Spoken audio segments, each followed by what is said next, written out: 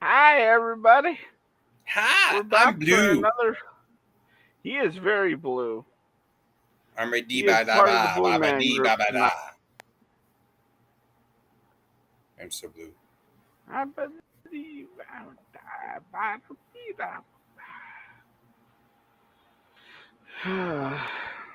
So, how are you doing tonight? I'm doing okay. Figure the excitement here is watching us verify and complete bits. So that's what we're gonna do. We're gonna verify and complete bits. So we will watch it verify and complete bits. So yep, I'm starting to think I know what my problem is, though. I'm starting to think that my problem Oh, is, yeah, I think that it is the background intelligence or transfer service. And I'm actually of the opinion that that must have been the problem all along. And the reason I think that's the problem is because that is the service that decides to download stuff or upload stuff or transfer stuff back and forth. And it doesn't want to stop. So I'm wondering if it's been corrupted this entire time. Remember how I've always said that it's interesting that my hard drive is constantly reading and writing? yes. Like it's being slammed, and it has been slammed almost non-stop since I started this machine a year ago. And now I'm starting to get errors on C drive, which doesn't surprise me because, as I suspected, it has been reading and writing at full capacity for a year now, right? And I think what's happening is something went wrong with bits over here. And it's been transferring back and forth to Windows constantly nonstop for a year. And I think it has slammed my hard drive enough. That your hard drive's starting to fail? Yep. I'm starting to worry that maybe my hard drive's starting to fail because of it. And it's saying just wipe and reinstall because that's only going to take a minute or two. The biggest problem, of course, is I had this machine built. Hi, So, Brent. hi, Brent. I had the machine built, and that means that I don't actually have the copy of Windows for it. I've got the key, but I don't have the copy of Windows, so I'd have to do the whole wipe, repave, C drive. That means wiping and repaving every single thing that's on here. Luckily, my cloud drives are all out on D drive, so my C drive could technically be nuked. Well, yeah, Brent, it takes you an hour, but like all the settings will be wrong, everything will be screwed up. This is a week. This is a week's worth of work where my machine won't be right for a week. So I want it to be. I really, really, really want that to be the last possible option, especially since you think 1 week every 6 months or something like that, where you're just offline and cannot do any work at all, is not really that acceptable. So,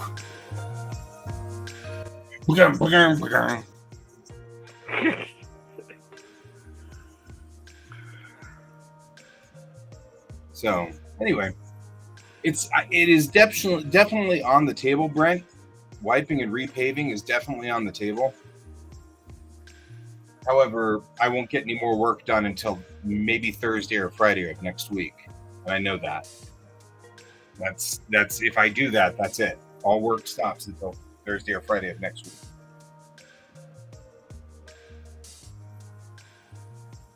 Well, okay, but nobody's going to come over here and help me with this, right? I mean, I mean, if he's offering. no. Well, Brent isn't. Brent's offering up Bill.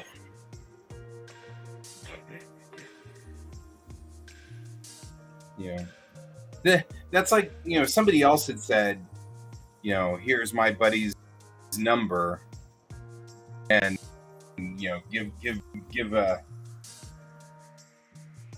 give my number or to call this guy, and I'm like, well, it's fine, but and if he doesn't charge me $100, he should charge me $100. I mean, like, he's a professional.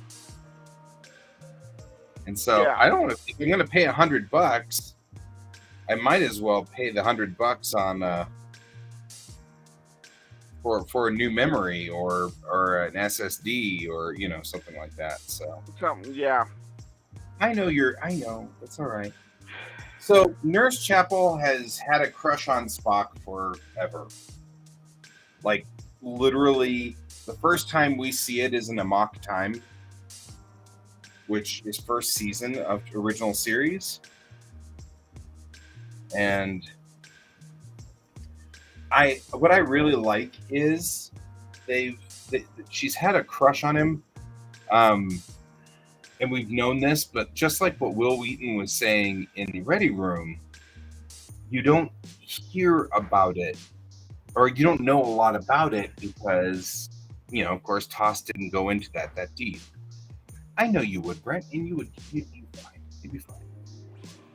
So the answer to so this has actually been really cool how they've been adding layers to what's going on between Chapel and Spock. I think that's really lovely and cute. So, and they've been slowly adding more and more layers. And I think the best part about this last episode was they managed to make it so that you kind of think that Spock is definitely hiding feelings, and Chapel's certainly hiding feelings. But Spock's clueless enough to miss it from Chapel.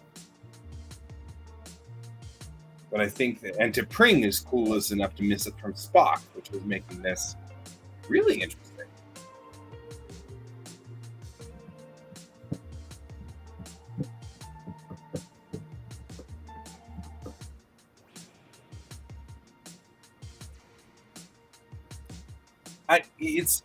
What really needs to happen is I need to clean up C drive anyway and everything. She's actually an Aussie. I think she's from Australia. I'm not sure. She could be British. If she's British, she's got a really loose British accent, which is not a problem. Just interesting. But my thought process is that she's an Aussie. So. Okay, verifications are approaching 90% complete. Not only does she have an American accent, but one of the things I'm noticing is she's dropping her voice a little bit in register. So she's managing to sound or try to sound closer to Majel Barrett. I think that's lovely. She really is doing a cool job on that one. I think of all of them, Jess Bush is doing an excellent job. I mean, all of them are doing a wonderful job, but I think Jess Bush is... Yep. Yeah, she's an Aussie. She's triggering across on the Aussie side for me. I got this for my school, though. For class, you can't see it because the lights are all dark. That's all right. I'm going to cut it up while we're here and I'm talking.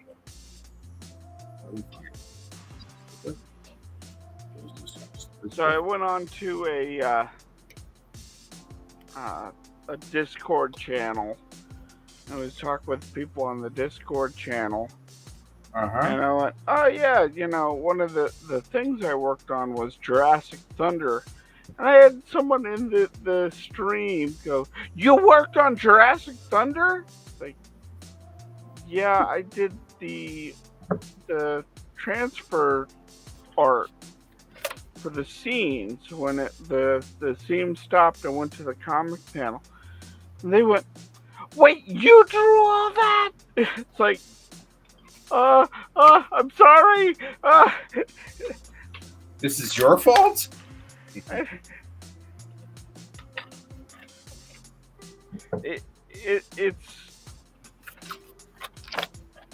It catches me off guard when people suddenly recognize something I've worked on. Right. Like it's not even me name dropping. It's like, oh yeah, I worked on this thing here. Not expecting anybody to actually know what it is. Yeah, I know. 90% of the time when they recognize me, they don't recognize me. They think they recognize me, but they're actually thinking of the other Guy Davis. What? I love your work in Hellboy. Oh, for crying out loud. Yeah. It's like, damn it. It'd be funny if the other guy keeps getting the Trekkies. Right? Well, that's what happened was one of them was a Trekkie who was like, oh my God, you're a Trekkie too? Here you've been working on my favorite comic all this time, and I found out you're a Trekkie. And I'm like, crap. Hey, nerd. It's so bad.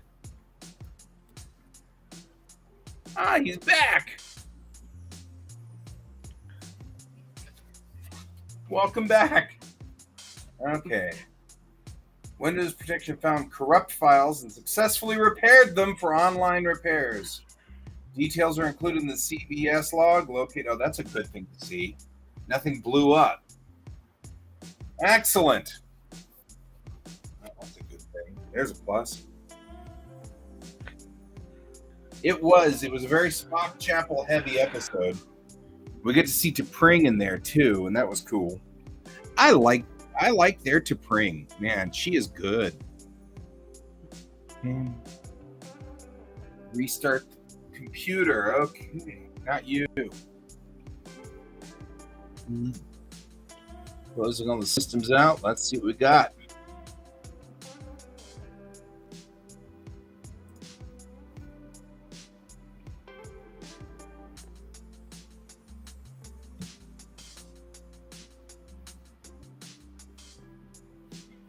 Good to have you back, nerd. Are we calling him nerd? Is that what we call him? I don't know. What do you want to be called? Yeah, what would you like to be called? I mean, we have a horrible habit of picking nicknames for people. But we're more than happy for you to pick your own nickname.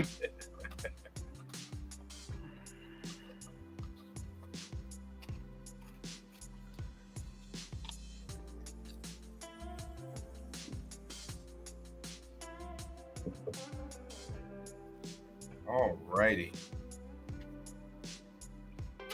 I don't think this is an actual sticker. Dang it.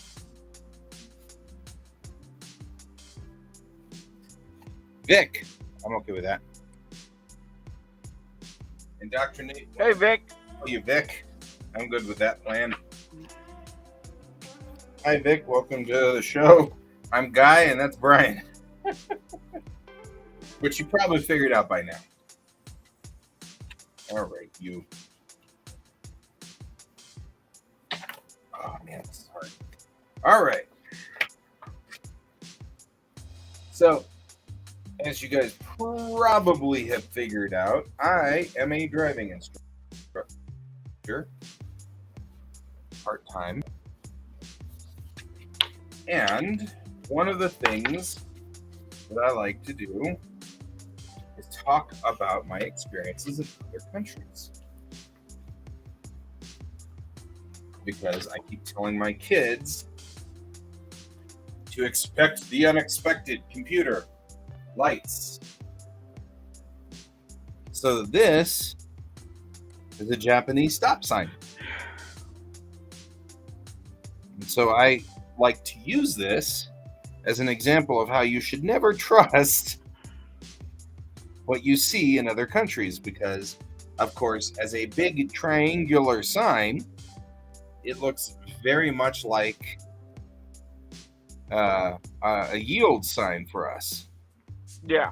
But this is a Japanese stop sign, so I use it, and I'm going to glue it to a big piece of cardboard and then put magnets on it. And when I do, I'm going to then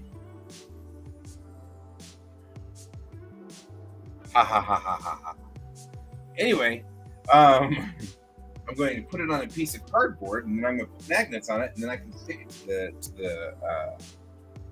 the board. Thunk.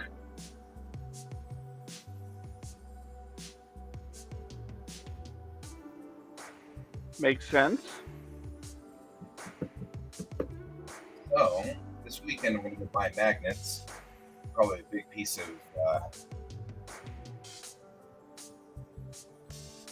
of cardboard. Put it on there. It's gonna be fun. Got my spray adhesive over here. I'll just glue it in, and then it'll be great. Upside down. Upside down. Foot. All right. Oh, that's much faster on the upload. Something was wrong with BITS, I think, with the background system, because that was a lot faster on the uptake.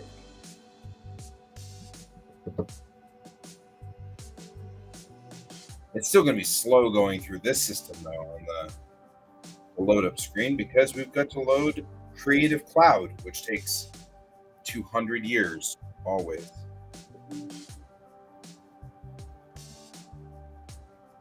Uh-oh. Windows Security. Everybody stop. Windows Security would like to tell you it has found nothing.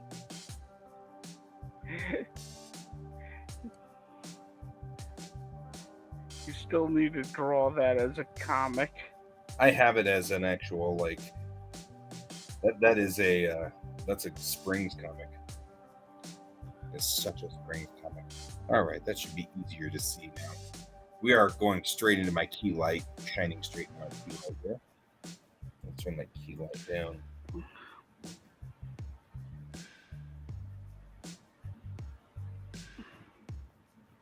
There we go. I may or may not. I mean, that one repair went a lot faster than I expected it to. I thought I was going to be struggling with the background integration service for a long time.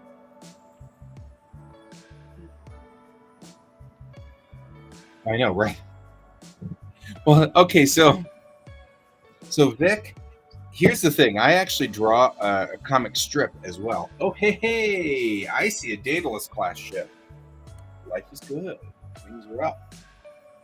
Things are loading faster down here. That's a big plus. Something was definitely not right with the ITs. All right. Service is up. Looks like things are running.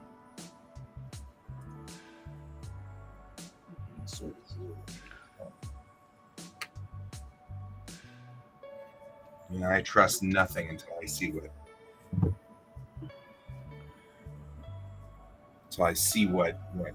Task Manager sees.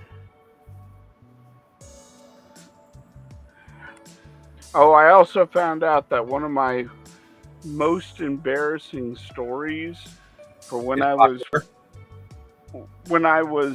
working with someone else, and the writer went to a con and got himself banned, and everybody went, "Oh, I know this story. What was his name?" And you put it, and everybody goes, "Oh yeah, he's infamous." And it's like, oh God, does that mean I can never go to this con, even though I wasn't there when he did what he did? And to this day, I still don't know what he did.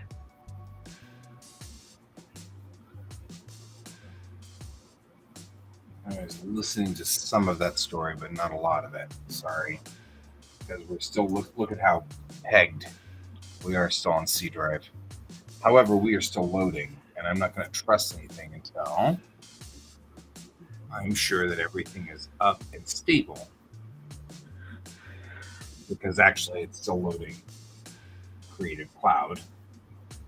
So that's part of it. So, wait. So, one of your most embarrassing stories is what? So, I used to have way. This is like years and years and years ago. I used to work with a writer on a webcomic. Okay. And one of the years, the writer goes, "Hey, I can get us into AX. Okay. And I'm like, cool, that's awesome. So you did mention that AX is Anime Expo, yes? Yes. Okay. Gotcha. He knew that anime. I didn't even know what an AX was. Right? You're like, I'll take it. And it's like, yeah, go promote us. Go to it. If you can get in, this could be really big for us getting out there. He's like, yeah. And I couldn't go. Okay.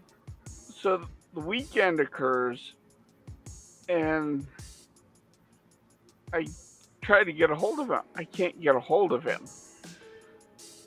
And finally, when I do, I'm like, oh, so how'd the weekend go? I'm really curious. This is huge. He goes, oh, I got banned from there for life. You what? It's like, yeah, I kind of got myself banned. And I never really got the full story of what he did. But people were talking about, hey, Anime Expo is coming up and we're looking forward to it. And I was like, yeah, I'm still a little afraid to go to that because I had a friend of mine get banned there and he was my writer a long time ago. And they go, I've heard of this story. And it's like, instantly, it's like, apparently it's so rare when someone receives a lifetime ban that it's still talked about to this day. Yeah, I mean, we only have 12 or 13 of them at NDK. And we're a 25-year-old con. But I can tell you at least 11 of them I know personally and can see on site, though. Yeah. But I mean, when we ban somebody, though, there's a good reason for it. Oh, yeah. And I believe there is a good reason for his ban, even though he never told me what happened, what he did. I'm always afraid that I'll go to it one year and they'll go, oh, you're on the list. It's like, but I've never been here before. I mean, I doubt it, seriously. When we ban a person, we ban that person and nobody associated with that person. Yeah, that but it's always a little fear, Okay. I mean, I don't blame you on that one. I'm just, as a director of a convention, I will tell you right now that, that's not the way it works necessarily. So, Brent, we actually stopped before we watched the preview, so I know a little bit of what was going on, but I'm trying not to. So I'll talk to you about that one next Thursday. Don't think I won't, because I will. I will. No, not for this. It wasn't him sneaking in with a table. And not the way that people... That gets you, like, you can't work in the dealer's room anymore if you try that game. But that won't get you a lifetime ban. No, lifetime bans in our convention involve people who tried to molest other people. They tried to attack other people. They tried to attack our guests. So,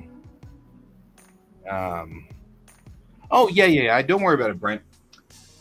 Oh, yeah, that's what I wanted to see. That's good. Calm down. It's okay. No, I won't. I'm all excited. My C drive's actually slowing down. It takes about 15 minutes for... Well, yeah, but if they come in and do that and we catch them, they get a lifetime ban. There we go. Look at that. C drive's starting to slow down. Nice. Okay, we may have solved our problem. I'll bet you that was background integration transfer system. That's what I wanted to see, guys. I'm seeing my queue times are going down. My queue length is going down. Things that are running it now, the registry and the system are slowing down. Good. I'm seeing nice big gaps there. Oh, that's a good thing to see.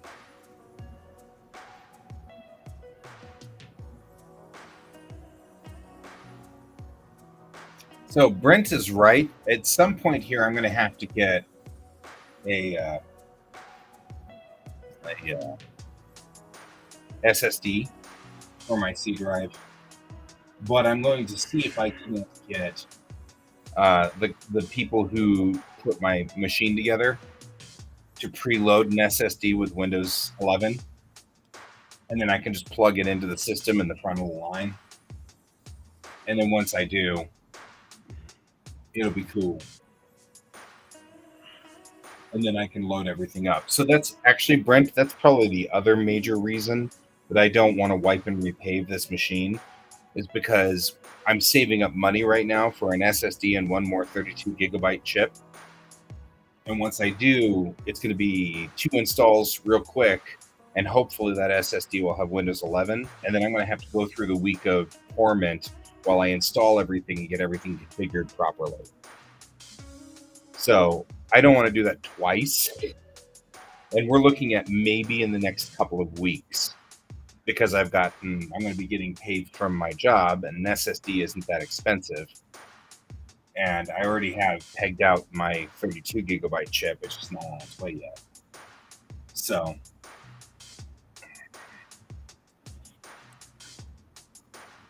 which reminds me, Brent, do you know of any way of getting like a 500 gigabyte SSD, maybe a 1 terabyte SSD with Windows 11 already pre-installed for a reasonable price? Because I mean, or at least formatted. Formatted would be nice.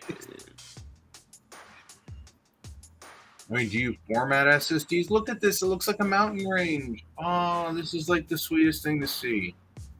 You guys have no idea how excited I am about this.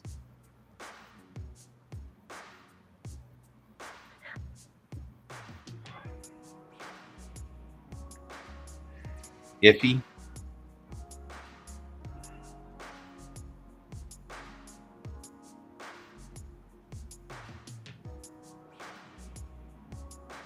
Yeah, probably. You're probably right. I just don't know. So should I just install it in the system into my into the chain, install Windows 11 onto it, and then transfer it for load, or what should I do? Or should I just put Windows 11 on a USB stick and load from there? Is that what you recommend? Can I hot load to an SSD in the hot load? Vic, what do you use for ink? Oh yeah, Vic. Yeah, install Windows directly. It's so scary because I haven't done it since like 2004.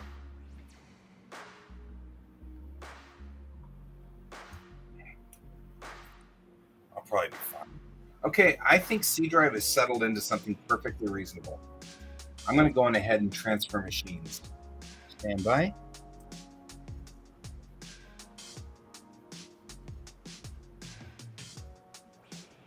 I feel like we might be actually okay, cross fingers.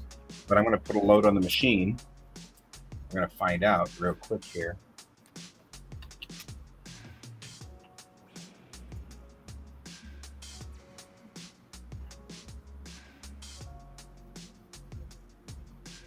Thank you.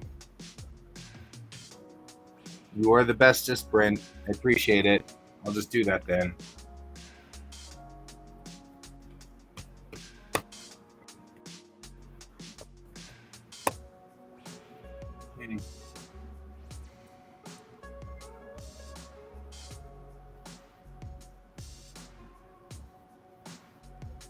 You got it, Chief. Thank you.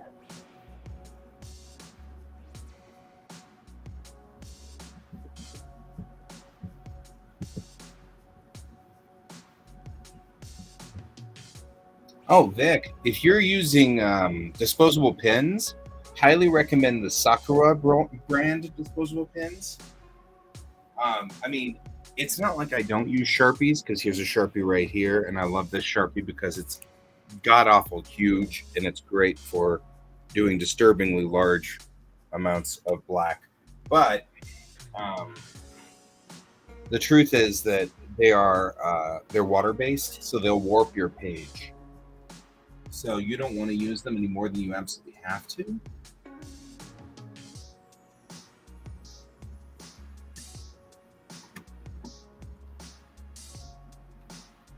And start with the camera. Start the studio.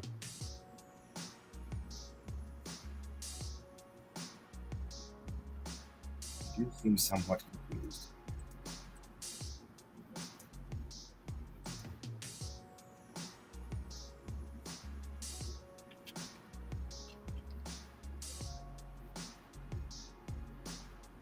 Okay, turning the volumes down. Hang on, guys. I'm going to mute myself over here.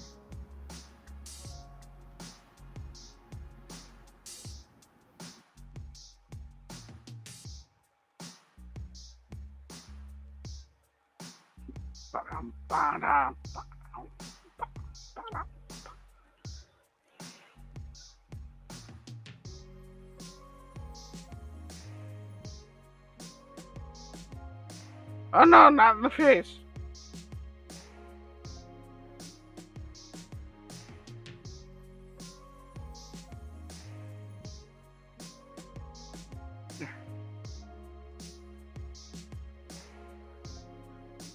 Okay, he's coming back here in a moment. There he is.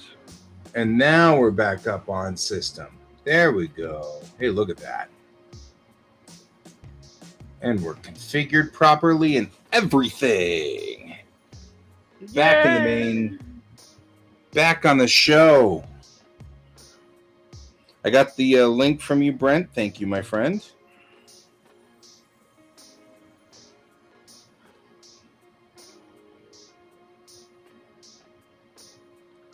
So I changed up this page because originally it was supposed to be the start of the...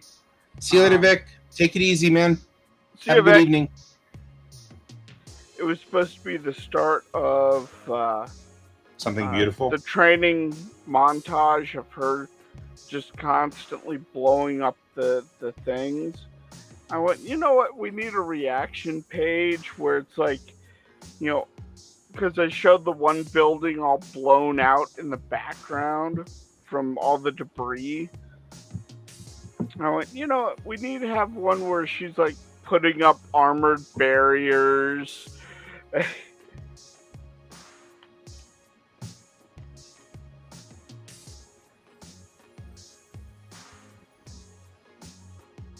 And while I was writing that, I had Mammy that ask, you know, how do I visualize using less power? Like, what do you use to do less power? Right. And Brig, in almost this cold, calm voice, responds, me? I visualize a beam dissecting my parents in half. And it's like, so whoa, that's...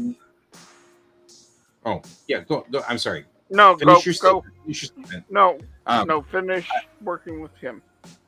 Oh, just real quick. I will just answer real quickly. Brent, looking at probably, 500 gigs would be the minimum, I think. 1 terabyte would be ideal. But I also don't want to spend $500 on it, you know. So yeah. Sorry, Brian. Please continue. It was that moment of where Brig responded very Brig-like. And right. when Mammy goes, well, that's kind of grim. Why would you say it like that? And she goes, we don't choose our failures. And it was that moment that kind of caught the way Brig thinks and why her nickname is what she is.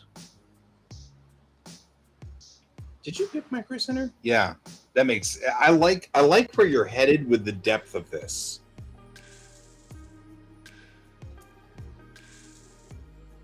I had someone comment today that said they like the fact that it's also satirical. That. Oh yeah, 109 is perfectly reasonable. Sorry. That it has the humor in it, and it has the jokes, and it kind of takes the piss a little bit out of Brig, but at the same time, I like adding these layers where it's like it's one line and it tells so much more backstory than if I actually showed it.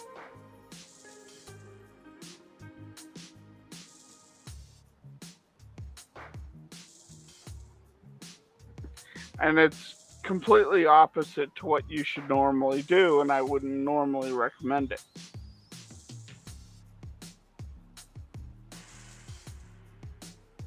Yes.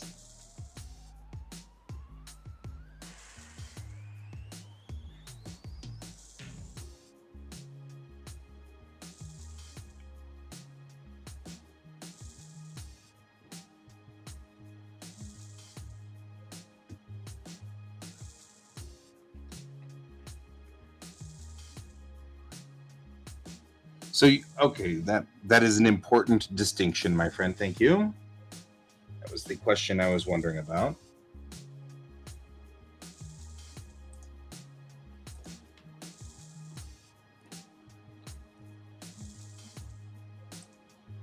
He's giving me options, and I was about to ask him, which one do you recommend?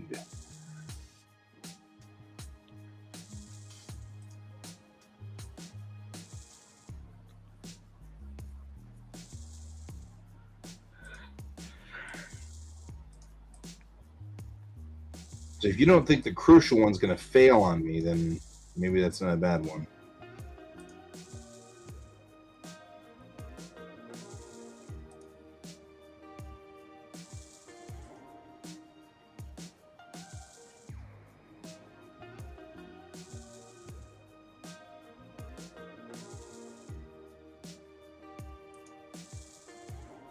But as you can tell, I'm rough on my systems, so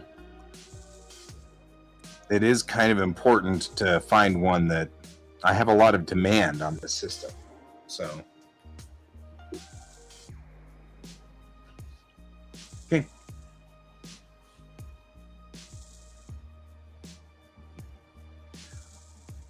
I will be on the other side of town next week anyway, so might definitely put that in and then pick that up while I'm at it. So that's a perfectly acceptable option.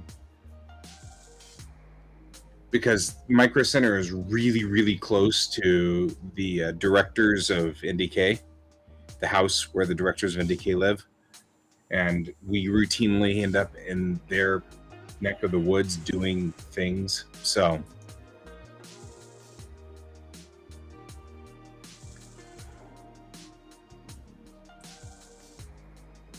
all right, here we go. All right, try this again because it was crashing really badly last time. Let's see how badly this works this time.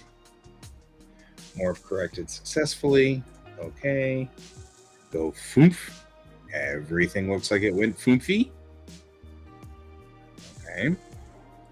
Now this time though, let's save this file because until we're done working on it. I'm also wondering if that gave you the butt fin. No, that's a mesh problem. I still have a butt fin. See, the butt fin's still there. Yeah, I'm wondering if it was caused by the system freaking out. Huh? Maybe. I mean, it could be. It's entirely plausible, but I'm not terribly sure that would be the thing. I think that was just me being crappy at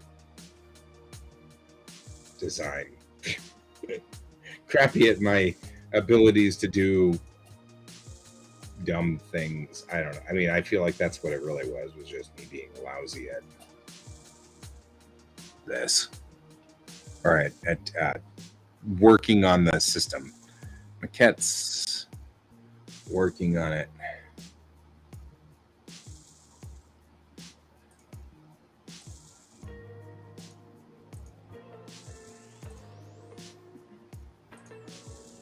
I mean, I appreciate that. Don't get me wrong.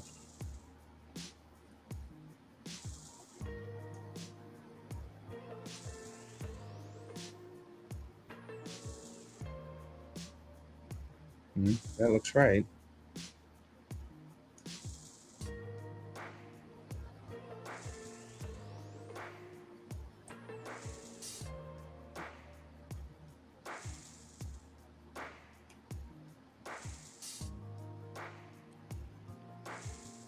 Looking at the crucial ones, but 4 terabyte? Yeah, that makes sense.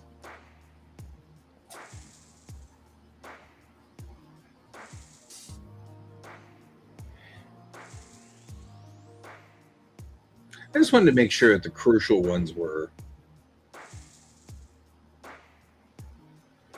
not... usually when they're aftermarket, you're kind of like, well...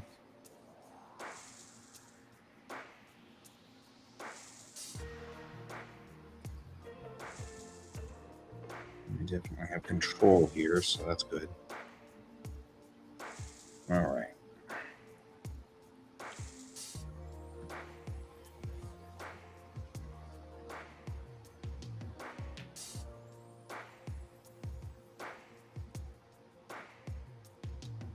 One tab below the diamond because it was so to here.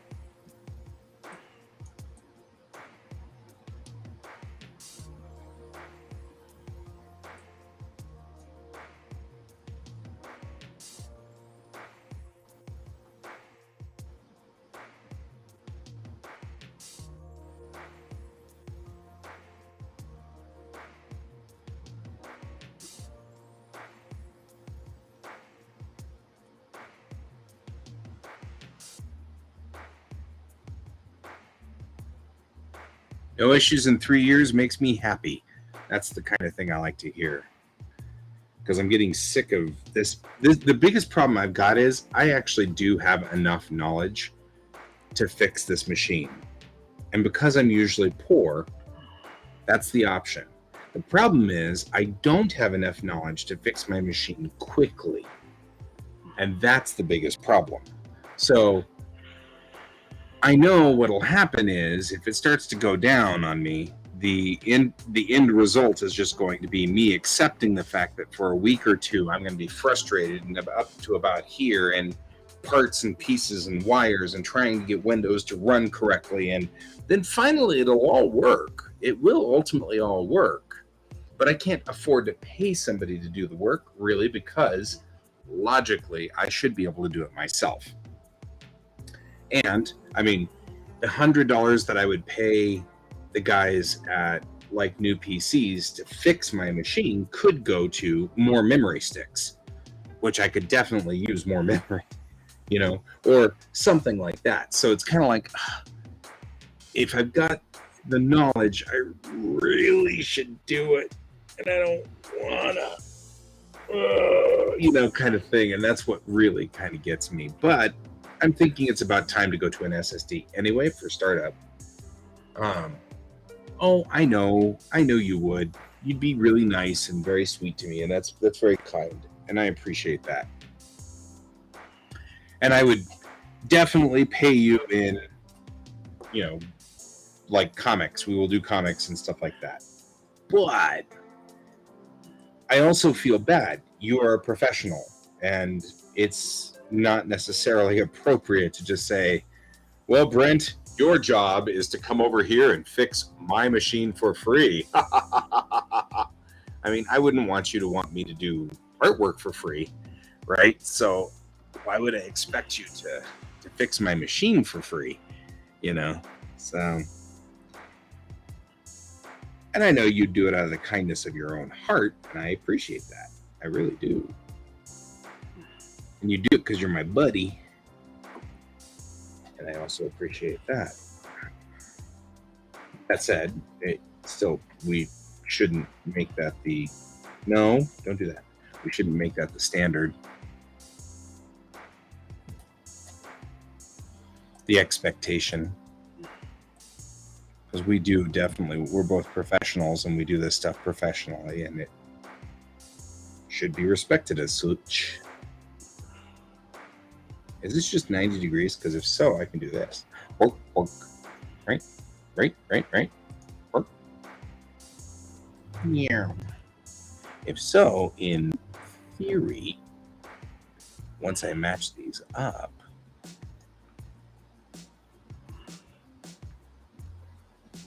I did go in and shoot a house today. That's cool. So some of the money going into the PC is going to be from house shooting. Kablam! So you know that my sister works for the U.S. government in some Black Ops-esque universe that she lives in, right? And I was talking to her, and I was like, well, I mean, I'm thinking that somewhere along the line they're going to think that that I'm some kind of person who's shooting up places or something like that, because they'll be tapping my line. And she's like, they're not tapping your line. I'm like, what? She's like, they're not tapping your line. I'm like, okay, but that was creepily said. Could you say that not creepy? It was creepy. Can you make it sound like it's less incriminating, please? Right. Can you make that sound less creepy? Because that was pretty creepy. It's like, they're not tapping your line. What? It's like one of my favorite stories from NASA. It was Columbia had gone up into orbit, and during the time that they were up on orbit, they were cognizant and aware that some of the tiles had come off, because when they opened the cargo bay doors, they took pictures out the eyebrow windows, which is where those little windows in the back of the cargo bay are, towards the back of the cargo bay. Okay, no problem. But when they looked up on the tail, there were a couple of missing heat tiles. Well, this is Columbia. So this is the first flight of Columbia. So there was no Canadian arm. There was no way for it to take pictures underneath the spaceship. They didn't have spacesuits, so they couldn't go EVA to look under the spacecraft to see if all the tiles were there. There was no way to check to see if all was good. So they're starting to kind of panic, right? And all of a sudden they get a phone call from the U.S. Air Force. And, this is the U.S. Air Force, and we're here to tell you that you are not missing any tiles. And we can't tell you how we know that. Like,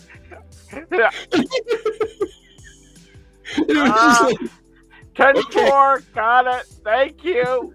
Right. Now we should be terrified. Now we'll just be terrified. It was awesome. Still one of my favorite stories ever from and we can't tell you how that happened, how we know this. Okay. Thanks. Thank you, guys. I feel much better. I'm going to go over here now and have a slight panic attack. Right.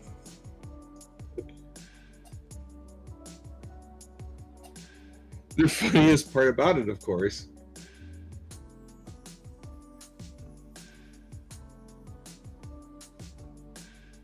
I have no idea what he's saying.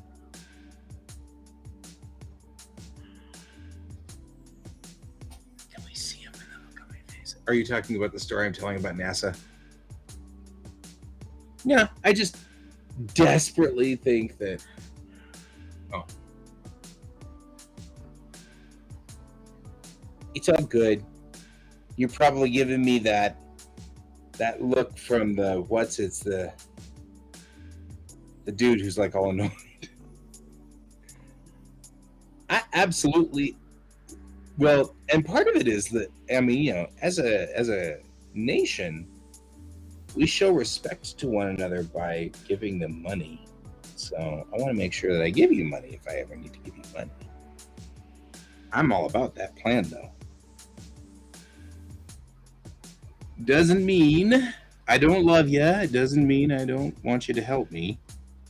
It's I should pay you if I get your help. If I bamboozle your help out of you. This, I think, is the other line right there. And this is this line. I have seen the first episode. What's FMAC? For all mankind. And he means FAMK.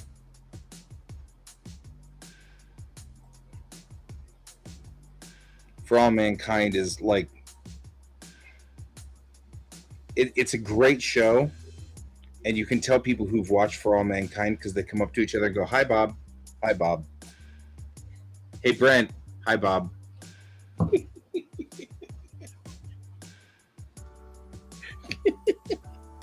That's how you know when they've been watching For All Mankind.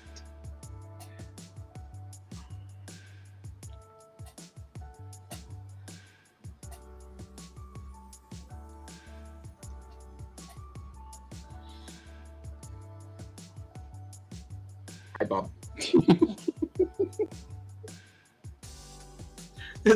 It's actually kind of funny that has become sort of the way that For All Mankind fans make sure that they talk to each other, and they sort of do their secret handshake, and the secret handshake involves Bob Newhart. It cracks me up every time.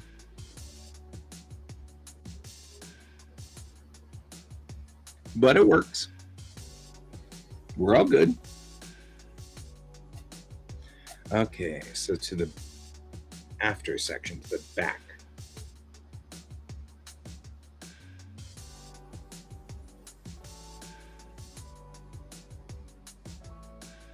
It's 3 up on this one, I think.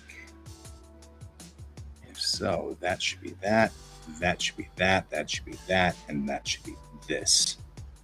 And that should be this pocket. He's slowly crawling into bed. Brent, when you say slowly crawling into bed, I have sudden, like, the Ring of flashbacks going on here, where you're like, you know. 7 days. 7 days. So the answer to your question then is yes, indeed. I have been watching For All Mankind, but I've only seen the first episode so far. I will see more. So my mother-in-law is in town until tomorrow morning. This is not putting any blame on her at all. I'm just, things are, you know, not in my normal routine. To boot, she's been fascinated with Strange New Worlds, so we've been rewatching and kind of getting her up to speed on it, and that has been a priority, which I have rather enjoyed. So I don't have any problem with it. It's been awesome. So we will do that. Here's what we're going to do. We're going to do this. We're going to do this. And then I'm going to do this and do this.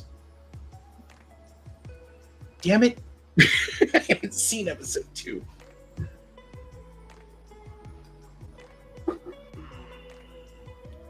I will see it, though. It's only a matter of time.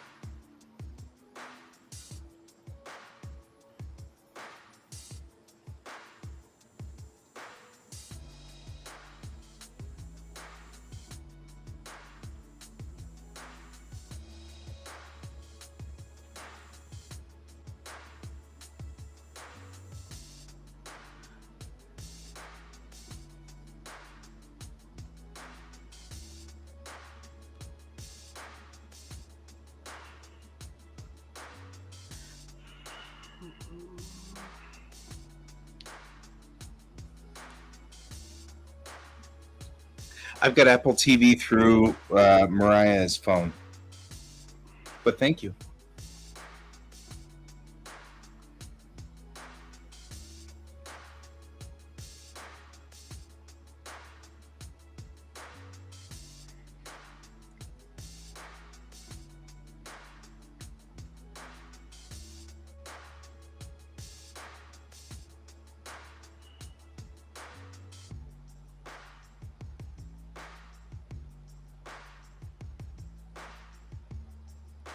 Appreciate that you got my back, bro.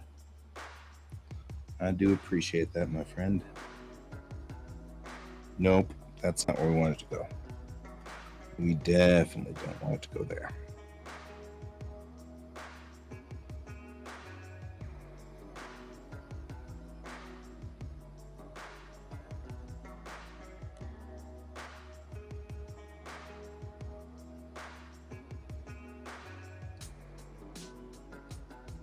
See you next stream.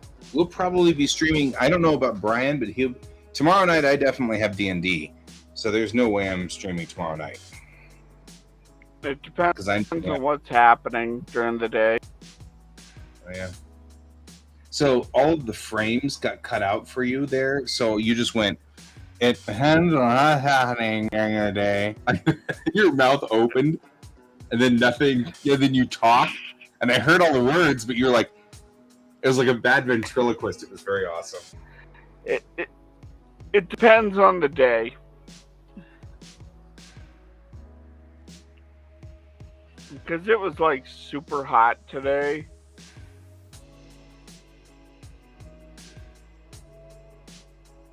I don't know.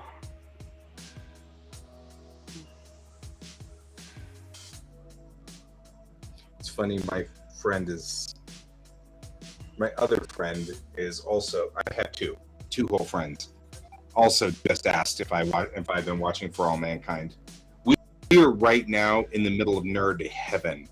I'm getting a new episode of For All Mankind, a new episode of Obi-Wan, and a new episode of Star Trek every week, and so I'm behind. I can't believe that I'm behind, but I am.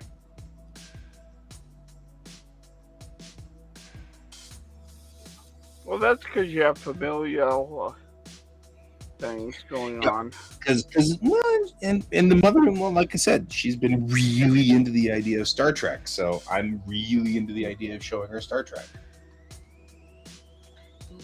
You're really into the idea of going to bed. I'm so into the idea of going to bed. I can tell. Oh, heck yeah.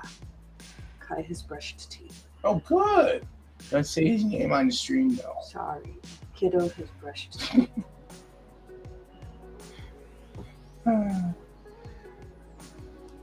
I think I might have fixed our problem on this, but I'm not 100% sure. I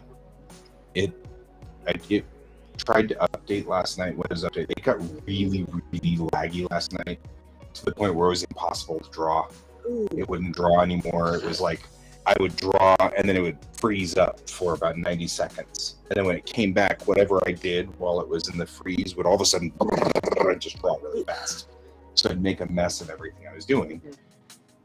And so I noticed that there was a Windows Update. So I clicked on the Windows Update and went to bed. The next morning I got up and everything was fine. But then it still had Windows Update. I was like, no, wait a minute. Why do you still have a Windows Update? So I clicked it. It said, updating Windows. Oh, we can't update Windows. We're sorry, undoing the update of Windows. And I'm like, oh, crap, something's corrupted. So I went and I did a couple of things where I stopped some net services. And one of the net services was the background downloading program. And it wouldn't stop. So I ran a corruption check and it fixed a whole bunch of errors, including that one. And I think, you know how I've been saying this PC's been hammering C drive the entire time? I think that's been corrupted this entire time and we didn't know it. And it's been uploading and downloading things to Microsoft over and over and over and over and over and just hammering C drive. Because C drive is now down to a normal transfer rate like it's supposed to be, and everything is running relatively smooth. Brent has been suggesting some SSDs and stuff like that we can purchase when we have some available cash. But the truth is, one more 32 gigabyte of of memory and an SSD would be about $200, which would bring this machine up to Windows 11, which would be nice. So I'm kind of thinking of seeing if we can't free up that at some point here in the relatively near future.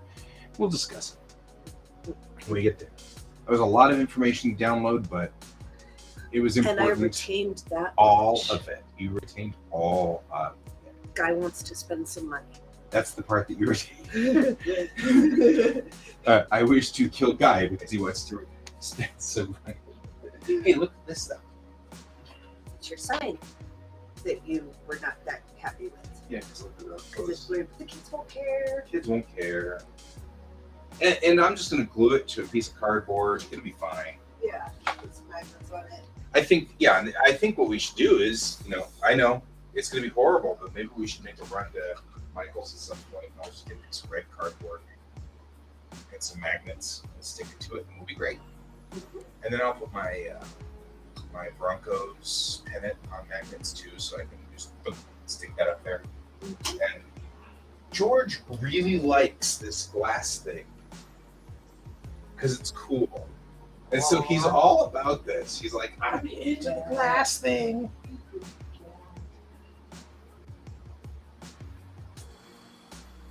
Yeah, don't attack me. I was scratching you.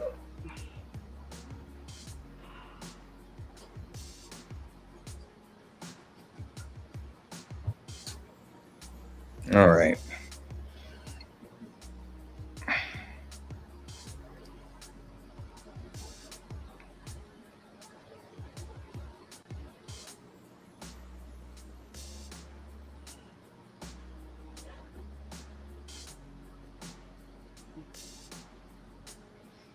So that's the wife going to bed. Well, she will be going to bed soon, so that's good. Well, I mean, not good necessarily. Nice to know that she's settling in. Tomorrow's going to be kind of a busy day, so we'll have to see how that goes. I've got to pick up the niece, take them to work. Okay, if they're them, is it still a niece? Huh? These are all things. If they are them, them. Do I still call them the niece? I think you should ask them that. I did. The question got tabled because they weren't sure. They were unsure because they hadn't thought about that. Part of the reason that they're them is because they hate the system. I respect that. And niece is part of the system.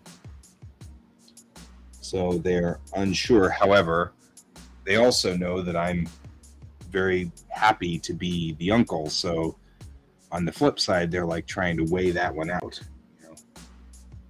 Like taking away niece then takes away uncle effectively, in its own kind of way. Sort of depowers the uncle, and they like being my niece, and I like being their uncle. So there's kind of like so they're still processing this. So now I'm kind of putting that out there as okay, so what do we think? A lot of the stuff that we talk about when we talk about things like that, they fascinate me because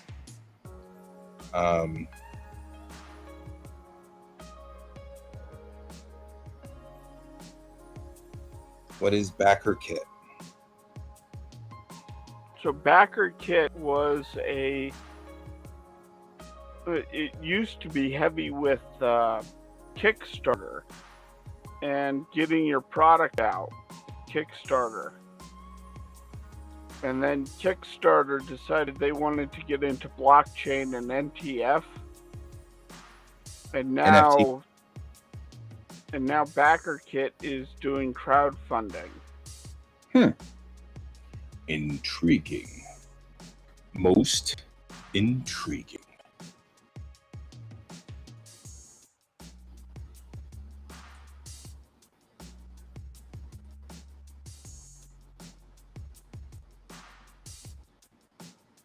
Looks like blue is the line. And green is halfway up. Or is it halfway over? What the hell?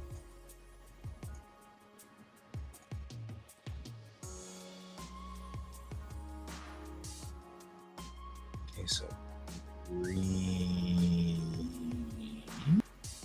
Got it. How is this not matching the mesh? And how is it bowing the mesh weird? How are you doing this? You can't. Okay.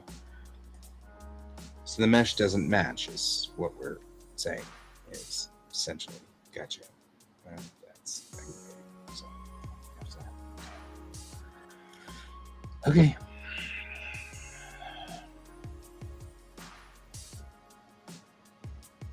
I don't know why my guides don't match the mesh, but they don't match the mesh, so there's that.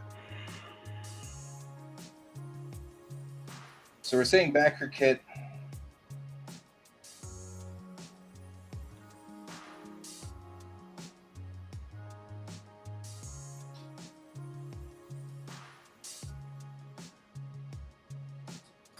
Saying the backer kit is, in essence, trying to do what Kickstarter is not. Yes? Well, no. Backer Kit is trying to do what Kickstarter is, except without the blockchain. Okay.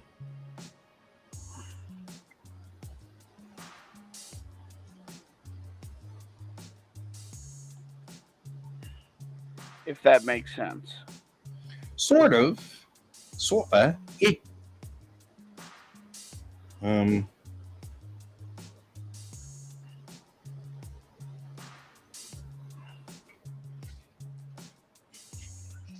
You're very distracted tonight, guy. You are like giving me half conversations.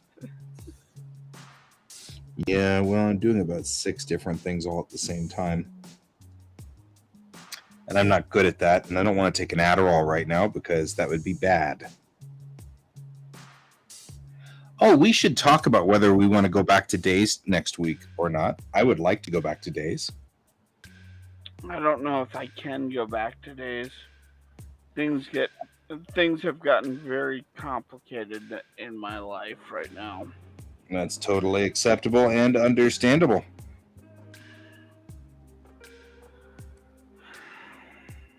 I will, as usual, just make fun of you and things like that, as I always do, as I am wont to do.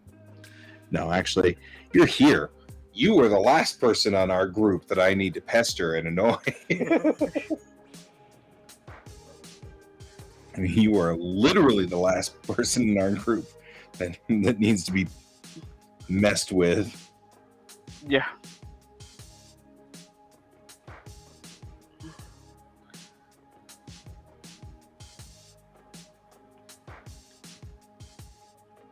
So are we ever gonna see like everybody else? Like, I really miss seeing Pepper in here. Again? Pepper and all of them. Like, they were all like, "Oh yeah, we're gonna do this," and then nothing. No, yeah, I know, right? It's like the other night I put out the thing saying, "Hey, it's just me tonight. Does somebody want to like come join? It's so lonely."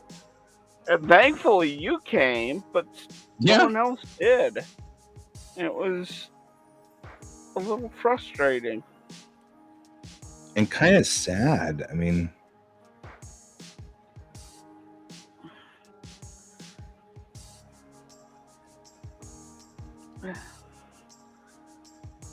hey, Donald. It's interesting. Now I'm starting to think Donald and Brent are the same person.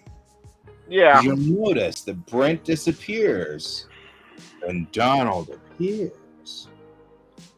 It's like Batman and Bruce Wayne.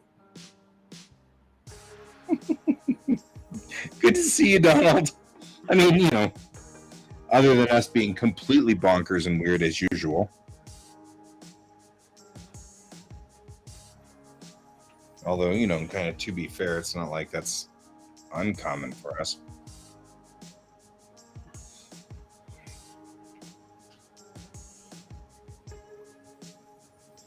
Alrighty.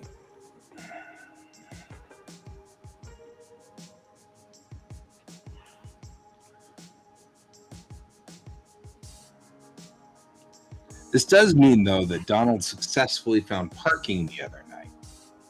Yeah. Yeah, what happened with that? You said, hey, right? Donald's like, oh man, I hope I can find parking, and then you vanished. We were like, gosh, I hope you found it. That was the last thing we ever heard, and we were a little worried about you, mate. Yeah, we got a little worried about you. They were like, whoa, I hope he's okay.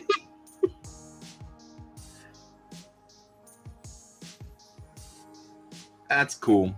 That's fine, my friend. You know it's always fine.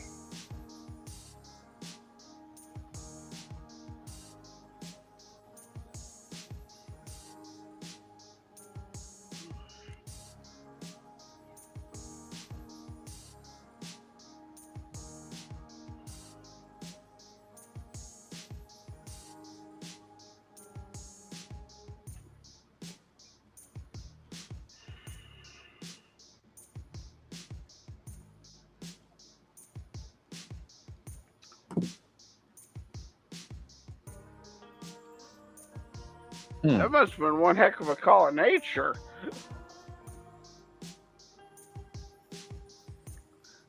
Yeah, well, I've been in there before. Crap. So it's dead center between those two is where we are. All right. So dead center between these two is here. Dead center between this one. Maybe. I don't know. You should try to find that where that error in the fins are. I will. It's not going to change the morph target. Like, it's not going to change the location of the other parts of the morph target. I'm just going to have to go back in there. 5 minutes is an eternity. I'm with you, man. I am with you there.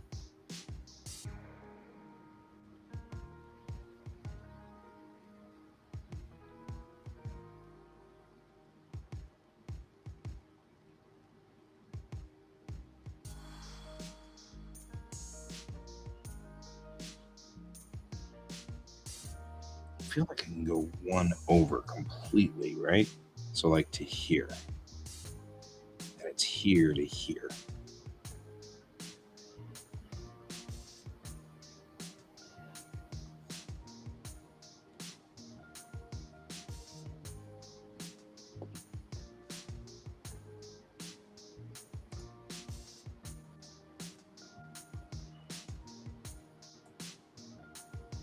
Yeah, see, this doesn't line up even.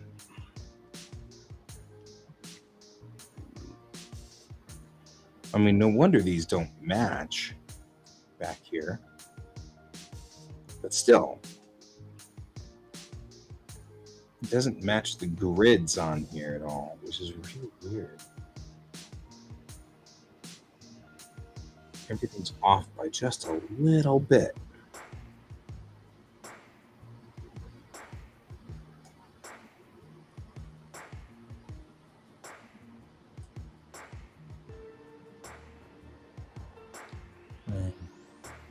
It actually goes to just above the bottom green. So we'll go to just above the bottom green, which is right there. This is the end of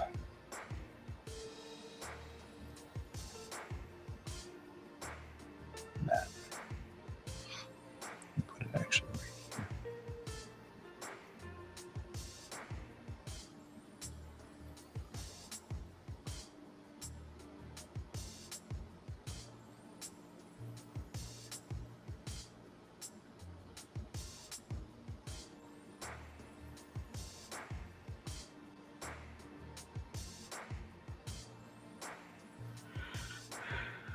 A lot of money being given away. Oh, yeah. You should go there really early. I agree.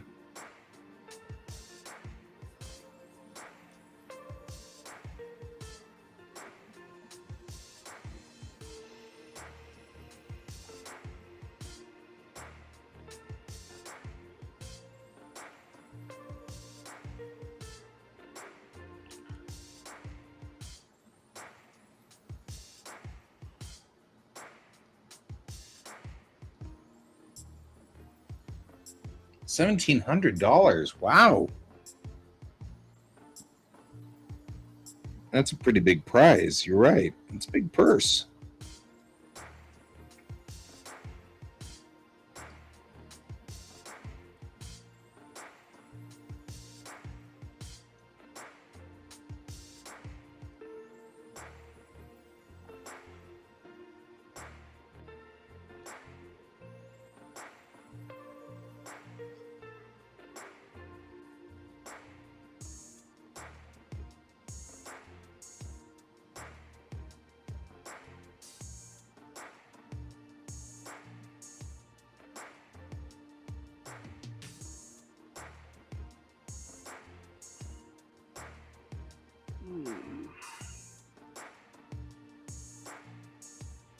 The question is, does it go sideways? It does go sideways, doesn't it? It totally goes sideways. This is all going sideways.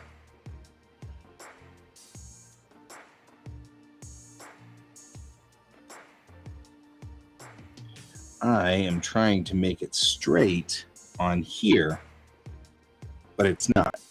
It's not straight at all. Makes some logical sense. It's kind of going back like this. And back like that.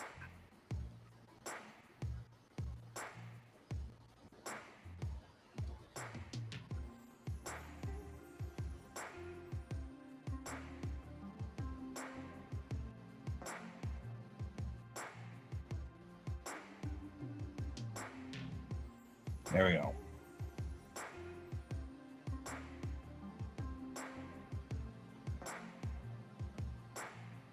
I'll bet you it does too.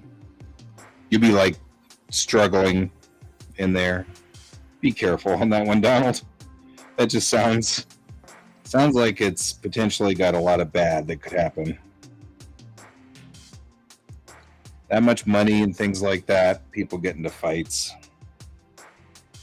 It just sounds like a potentially bad thing, you know?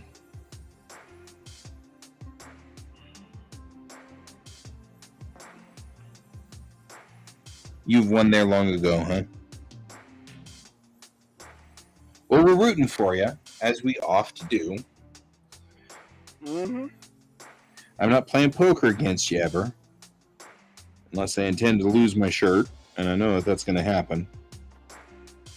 Because you're probably the best darn player we got.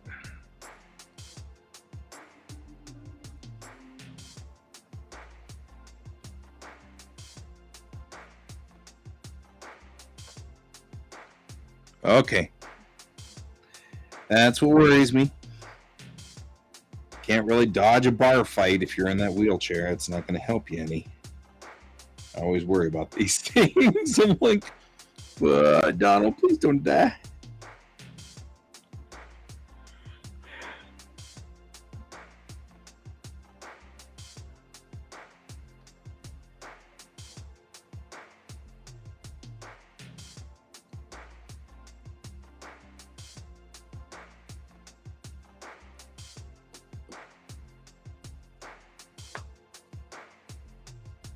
All right. Let's see what happens.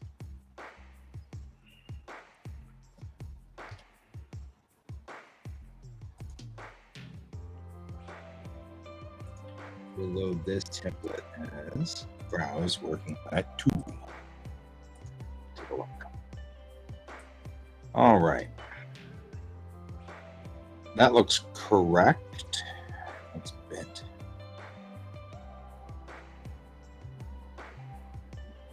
All right, well,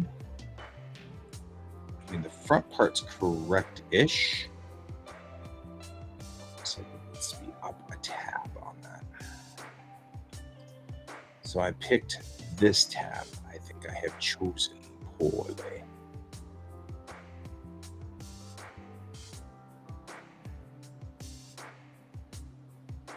Right, people, right. That's man, poker is all about using your advantages. You're not going to get any kind of. I think that's brilliant. You do you, boo. All right.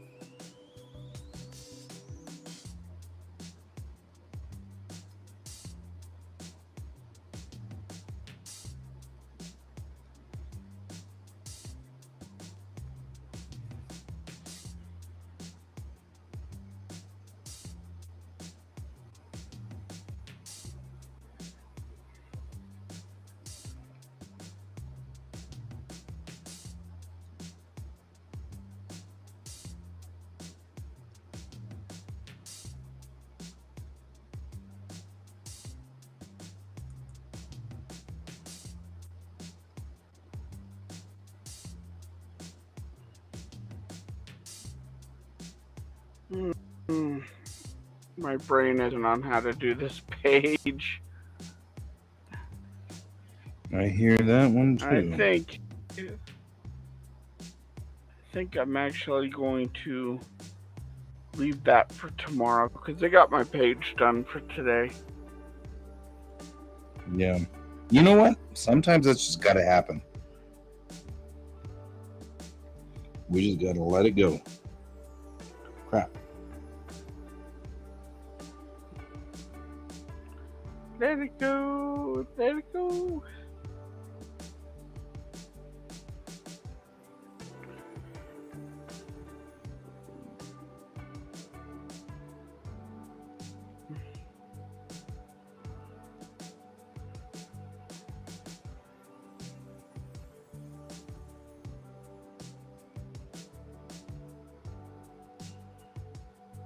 Bathrooms are not. Yeah. That sucks.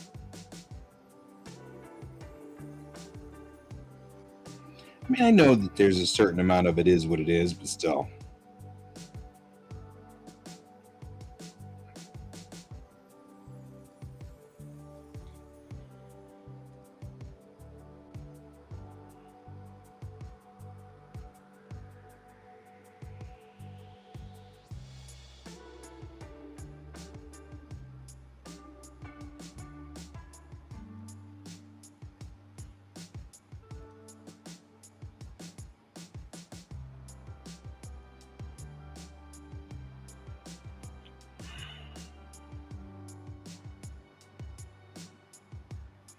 That's good. That works. As long as you can. I mean, bathrooms are a deal. And an important deal.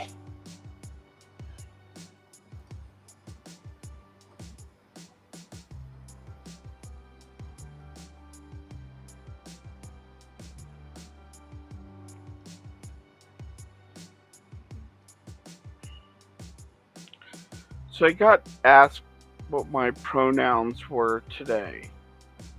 Uh-huh. And I always find that question difficult because I have such a a difficult time answering that. And it's like, just call me anything. Just don't worry about it. Is how I answer that, because it gets into a very, very weird subject. Do I need to change your pronouns? Because I can't. I'm into this whole thing. It's just hard because I can't remember your name. So there's that. Yeah. So it's going to be an issue. But I respect changing pronouns. I just don't do it. No, it's the problem. It has nothing to do with the pronouns themselves. The problem is how I view things. And that's where the issue is. All right. So you can continue to. If you wish to change pronouns, give me a holler. No. You can continue to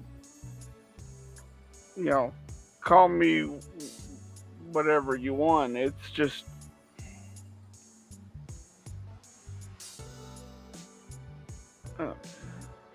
it's a struggle that I have internally, Mm-hmm. I actually understand the concept and design behind gender fluidity.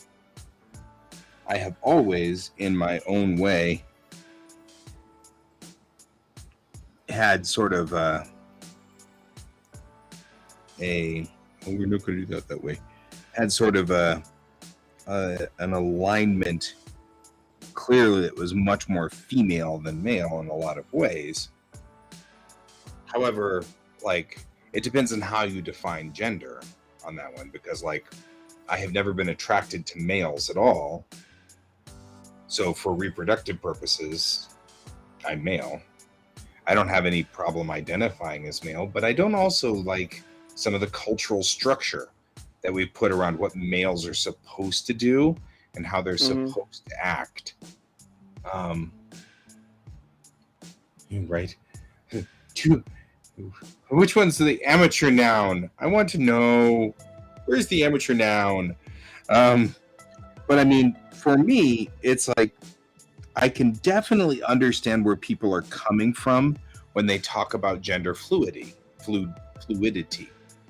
Because to me, I can see, I would say that if you were to ask what my personality is, I have always been much more of a female-esque from our cultural standpoints. I like to hug people. I like to be much more, much less aggressive and much more cooperative. Things that are traits generally we assign to the females in our society. However, reproductive wise, I've always been not interested in males and very interested in females. And I wonder, that's a lot of what I think what do we call her? What I call them? Because I guess I could call her, what are they called? There is a word for nephew and a niece. Anyway, I can understand where they're coming from. Yeah. I'm trying to buck the system that says that we must conform, that men should be like X and women should be like, well, I guess men should be like Y and that women should be like X. But you get the idea. And to some degree, I completely agree. I completely, Tom girl. I completely agree with the concept of that. Tomboy is a great example of that. Tomboy has, up until relatively recently, been a derogatory word used to indicate that a woman was not acting appropriately. She was not acting like she was supposed to. Or a girly man, who cries a lot and yada, yada, yada. All of those things I find are very dysfunctional. Oh, come on, guys. It's 11:30 at night. They're already starting the fireworks. And I find that to be in society, so go ahead. And that's not accurate to how I feel. Like, if, because you ultimately view yourself as a singular person. Now, see, I can't help you if you think there's more than one people in there. No. No, I'm just messing with you. I'm totally. I know. Yeah. So singular person. I'm just gonna clarify to singular person on that one, because that intrigues me. I'm curious what you mean by that. You understand yourself. That's true. And the parts. Okay?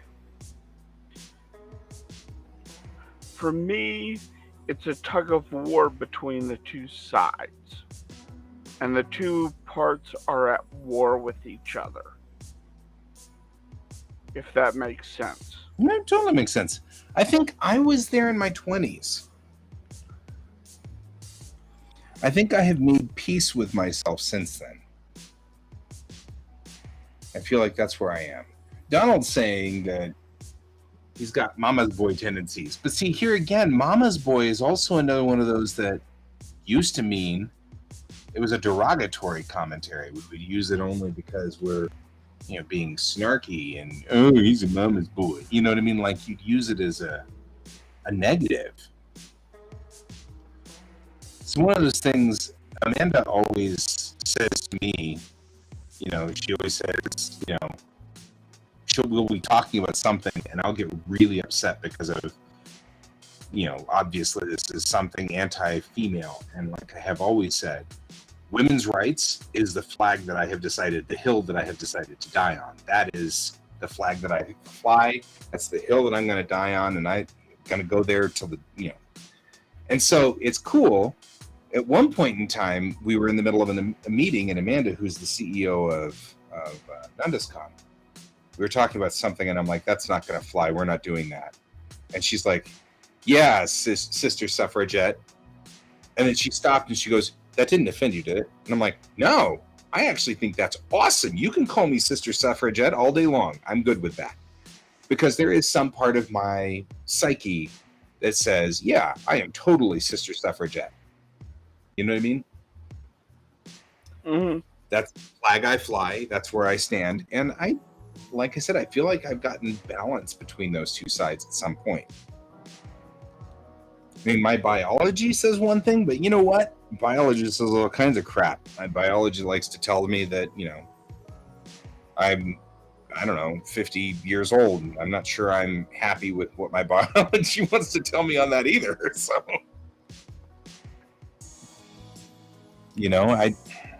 I don't know. So it's kind of a thing. But I don't have any problem with if you feel like that you're still in a spot where you're not comfortable with the he or the she. I don't have any problem with they. That seems fair as well. Well, and it's not that I'm uncomfortable with either one. It's that I don't even feel like they fit. Fair. Not going to argue with that one either.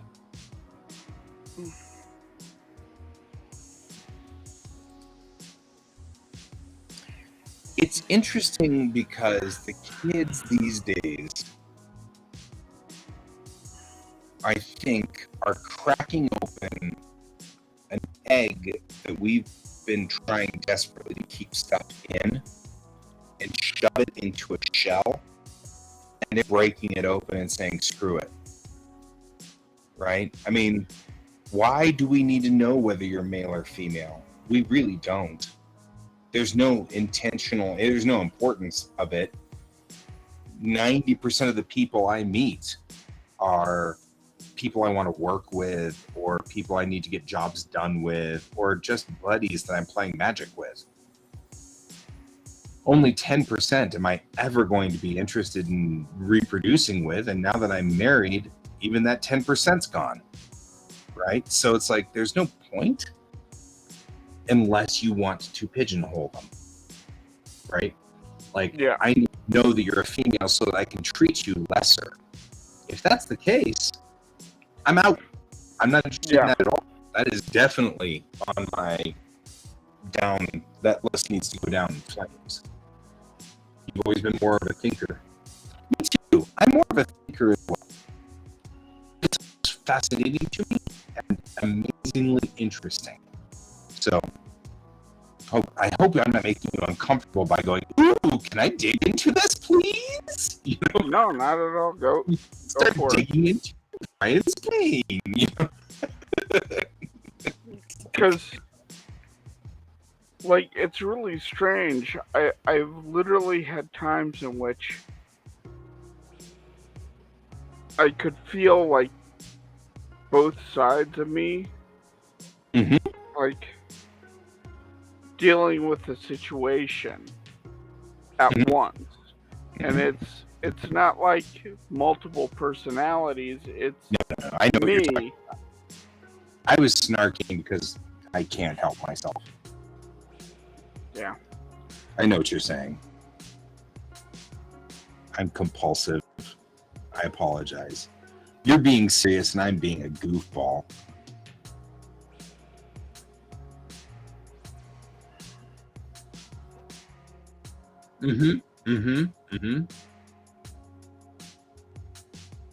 Well, and that's fine. But why do we need to put the label man on? I mean, I agree with you. I think when we talk about gender, what are we talking about? Are we talking about our roles in society? Are we talking about having sex with one another? Are we talking about, what are we talking about when we talk about gender? And if it's roles in society, and we have already agreed that our society is neutral and that a man can do anything a woman can do and vice versa, then why do we need to know gender roles? Why do we need to even identify? You know what I mean? It's kind of like, do I need to know what skin color you are in order to find out what job you've got? You know, kind of thing. Same kind of thought process on that one.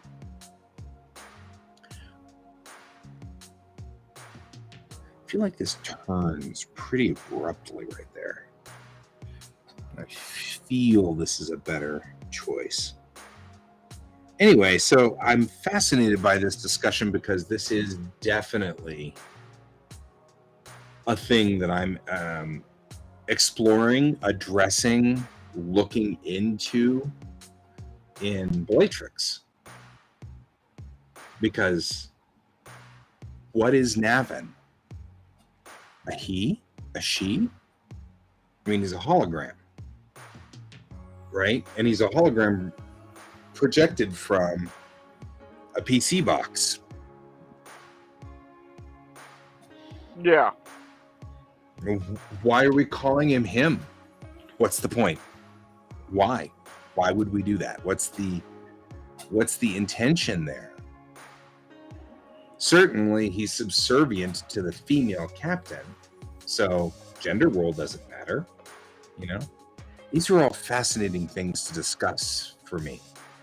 Like, I'm intrigued by this idea. All of this fascinates me.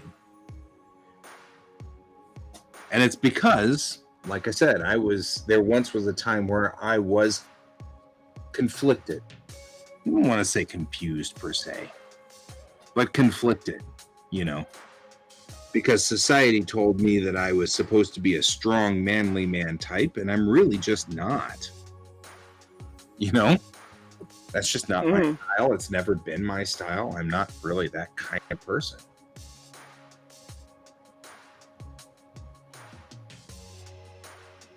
Right. Well, that's what I'm talking about.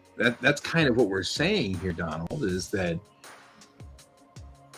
if I'm just working with you every day and you and I are playing Magic together or playing poker together and there's no intention for you and I to mate, why do I need to know your equipment? You know what I mean? It's like, what's the point of that? Kind of thing. That's the question that I'm kind of into here is like, why is that critical? And the only answer I can come up with is to either pigeonhole people, like to make an assumption about them, or because you feel like they are somebody that you should know whether you have the right to mate with them or not. And if that's the case, then both of those violate my belief as a person as to how women should be handled and dealt with. You know what I mean? Like, it's that feels uncomfortably like we're controlling women things again, and I don't like that. That makes me very, very uncomfortable quick. So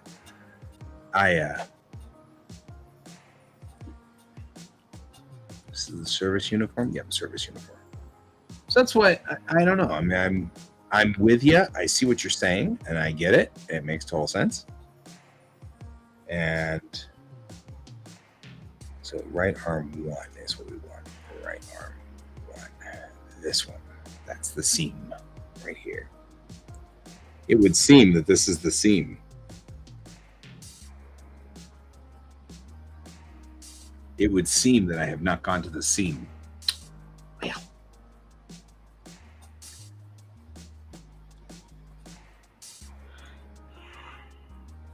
Yeah.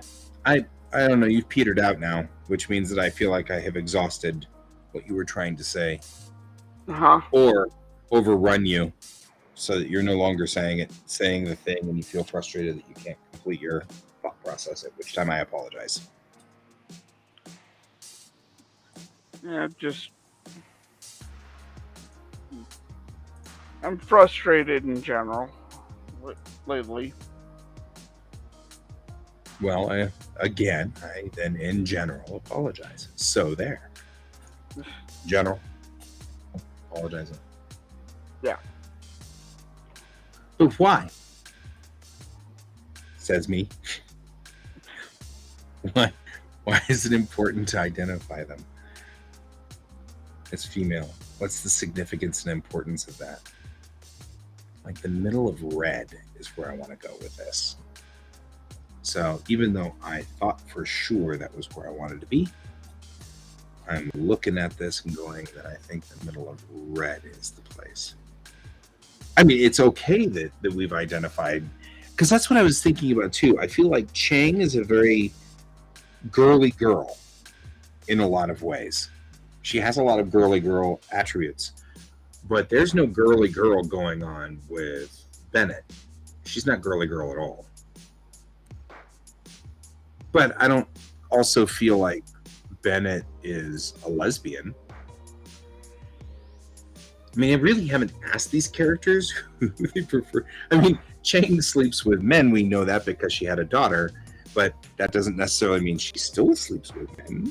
That could definitely have changed in time. You know, she might prefer women now because they're less complicated and less likely to leave and call you all kinds of names when you do the thing that they don't want you to do. So plausibly,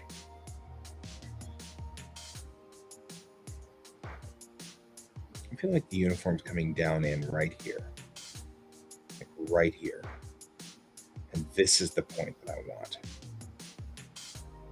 It's like between these 2 points right here. So it's over. From here, it's going to be 1, 2, 3. Yeah, I think it's going to be 3 over. She could be bi or tri. Well, I also think if you start including cultures that are not sexually compatible, 1, 2, 3. Like, for example, you start having Shakrana, and you start having Jessine, and you start having AIs, and they start hanging out all the time, you're going to have romantic relationships that are not sexually compatible at all. And that brings you to people who are asexual, right? because then we talk about asexual people, and that's a thing that's interesting as well.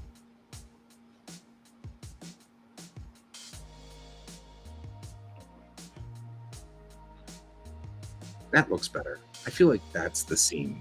It's a military uniform. It should be sharp.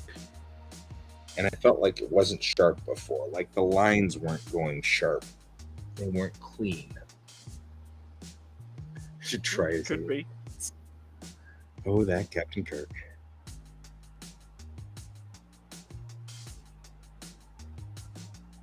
Anyway, I'm sorry about running away with this, but now I'm suddenly like really interested in the thought processes behind it.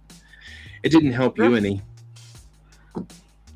And I apologize again for running off into Never Neverland with what you need to have discussed. No, you're good. Because I think that's important for your story to be able to go down that rabbit hole. It is, but that's not what we started. We didn't start with...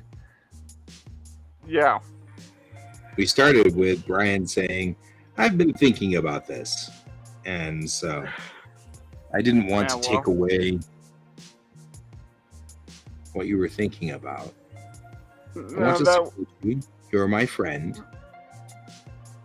No, this isn't like...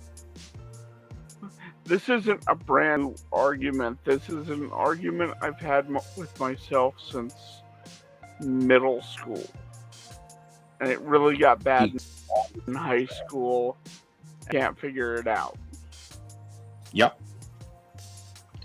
Like I said, maybe you will, maybe you won't. I got to a resolution for me that I was happy with.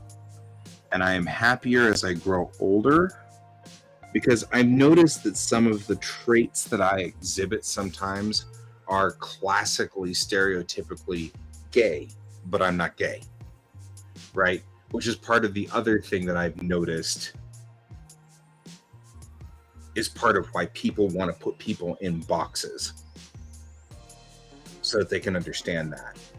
But I mean, I like sparkles and glitter and bright colors, and I get giddy about things, and all kinds of stuff that makes an exterior personality of people going, I think you're gay, and I'm not. And I've never really had an interest in males. So it's like, there obviously is a gay that isn't involved in sexuality, right? There's some kind of aspect of that isn't involved in sexuality. And it's frustrating in that instance because then they're always like, well, you're probably just closeted. And I'm like, no. Actually, on that instance, I am pretty sure we are where we are. It's like, that's not one where I'm unsure. You know, I'm like, I'm pretty sure I know what's going on there. But I can see the confusion, and it is frustrating. And what's happening is as I'm growing older, I'm letting that side come out more often. I don't care. Because I'm married, I have a kid, and I really don't care what you think. In that instance, as I grow older, I care what Brian thinks. I don't care about what general people think. Yeah. You know? And it's like, yeah, I grow older and I grow less and less like I care. You know what I mean? It's like, I think I don't care anymore about what you think. It's all good. Okay, see, that's going all the way under, and it really doesn't need to. I think that's part of my problem with this back piece. Because I think that this should come up and around here. Like, I think part of my problem is that the time in which I was really ready to start embracing and fixing both sides of me,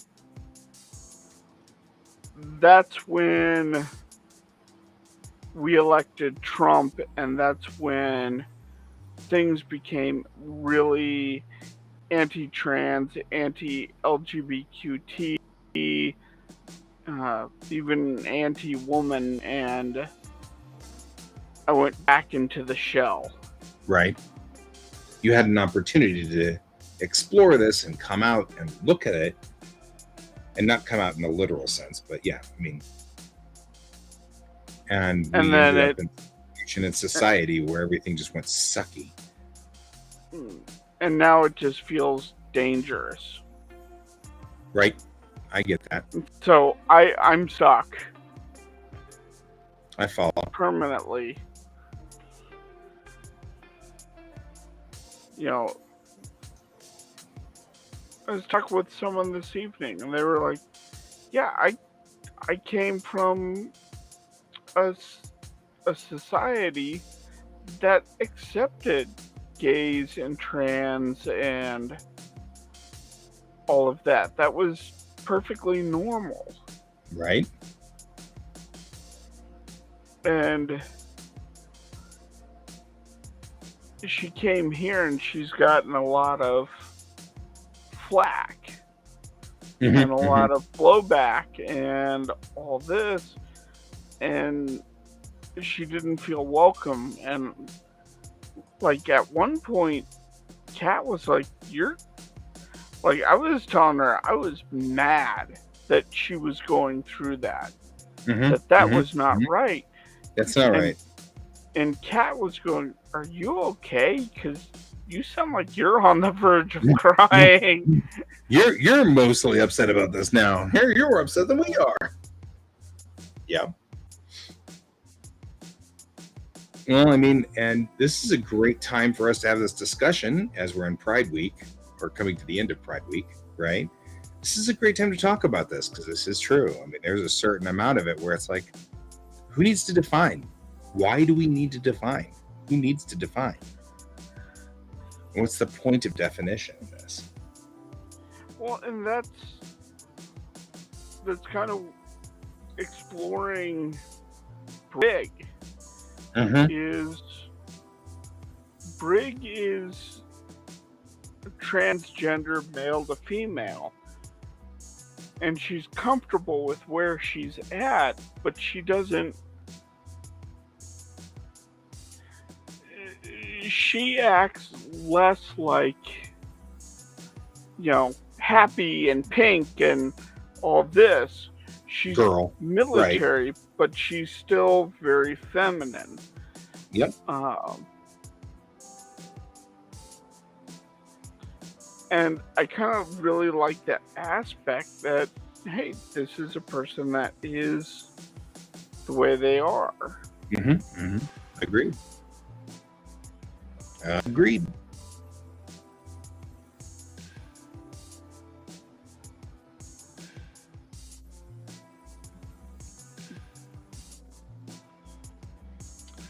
Well, and that's, of course, we've got Donald over here who's saying a very true statement there, which is don't let others define you, except that we do. And that's the thing. That's what's interesting, right? I mean, we let others define us. And I think that's part of what has been happening slowly since about the 80s. When you talk about PC language and stuff like that, I think that's what we've been trying to get to is don't pigeonhole. And things are getting less and less tolerated for pigeonholing people. PC language, all that really is I can no longer make fun of you for the things you cannot change. I can no longer make fun of you for edging out in society, right? I can make fun of you for drawing 700 pages in one day, and I will continue to make fun of you for that. But that's, in this instance, the backhanded compliment, and it actually is admiration for your skill as an artist and who you are, but it's also your choice. Right? This is something that you did, right? I'm not going to make fun of you for your beard or your mustache because I guess I could, but like, let's say the color of your hair. I can't make fun of you for that. There's nothing you can do about that, right? But if you colored your hair chartreuse or fuchsia, I'm making fun of that. You know what I mean? Like, I am on that one. Don't think I won't be, right? But That's what PC language has always been since the beginning of PC language. That was the idea. Because they've changed it to the words politically correct so that it can become all you're doing is following a liberal line. And that's inaccurate. You can't make fun of people because of something they can't fix. Something that's not fixable. You don't make fun of me for my gray hair, right? Nothing I can do about my hair going gray. My hair went gray in my 20s. That's just the way it goes, right?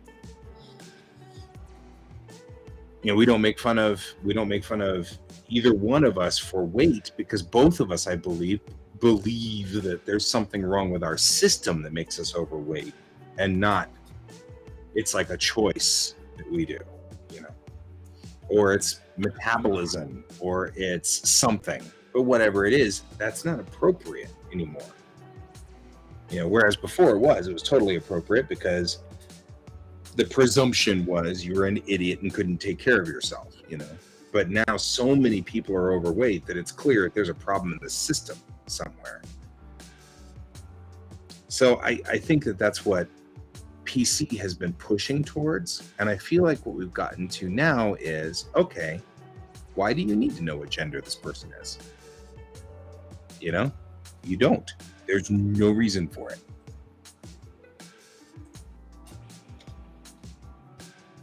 That's my thought. Keep totally overrunning. That's a good thought. Think about. I have a lot to say, and I'm so sorry. I still love you, man. See, that's the other thing. Like, of recent, I felt much better to say I love you. Because in the 80s, of course, if you said that, the first thing, oh, are you gay? You know. Well, no. But genuinely, Brian, you're an important person in my life. You're like vital. Mm-hmm. Donald, you're still an important person in my life. I love you too. And I want to be able to say that without people going, are you gay? And thinking that they're cute, you know? And that becomes not, you know, PC or whatever. Well, and people tend to use that as a weapon anyways. A slur, yeah. And I guess that's why I don't like labels. That complicates and muddies the water further for me. Is choice labels. I've always had people try to label me, and I hate that. I label you my friend.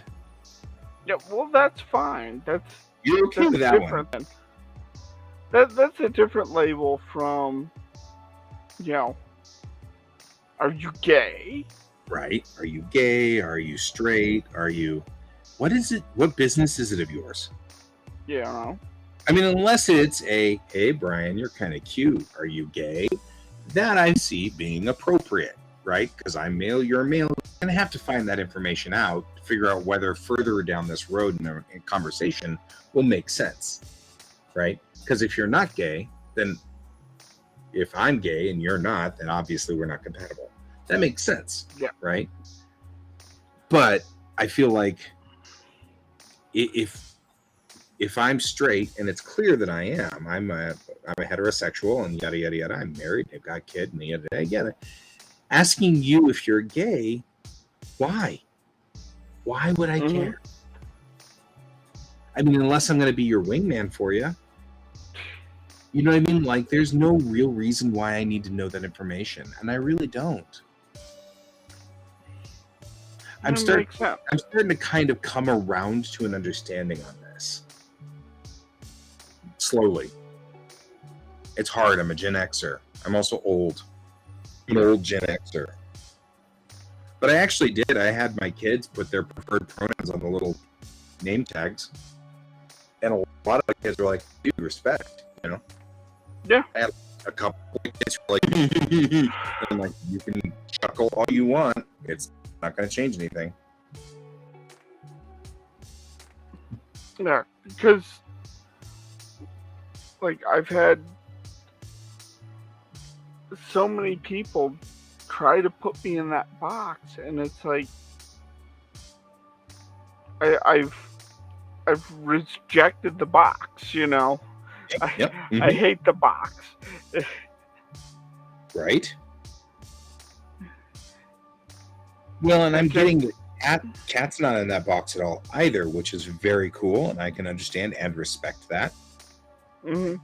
And I'm working that situation too in my head because I don't want them to be disrespected. And I'm kind of coming to the conclusion we should just be theming everybody, you know?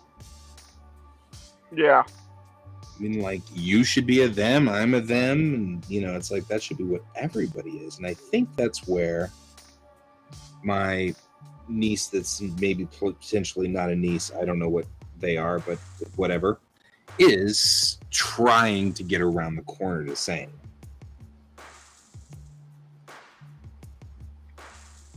I don't think that goes all the way to here. I think that goes to here.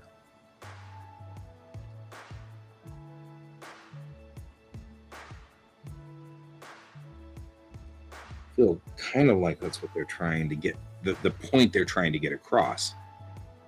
Because they're still wearing dresses and they're still very feminine looking and they're not acting like they are a male. And they still like pretty things and nibbling, that's the word. Thank you. Girl. Nibbling. I love that word. Hey, B. Shimoda. Is nibbling, now back to where I was, isn't nibbling from niece to nephew? Kind of like sibling is brother to sister? Because I need to know what the one is from Up and Down.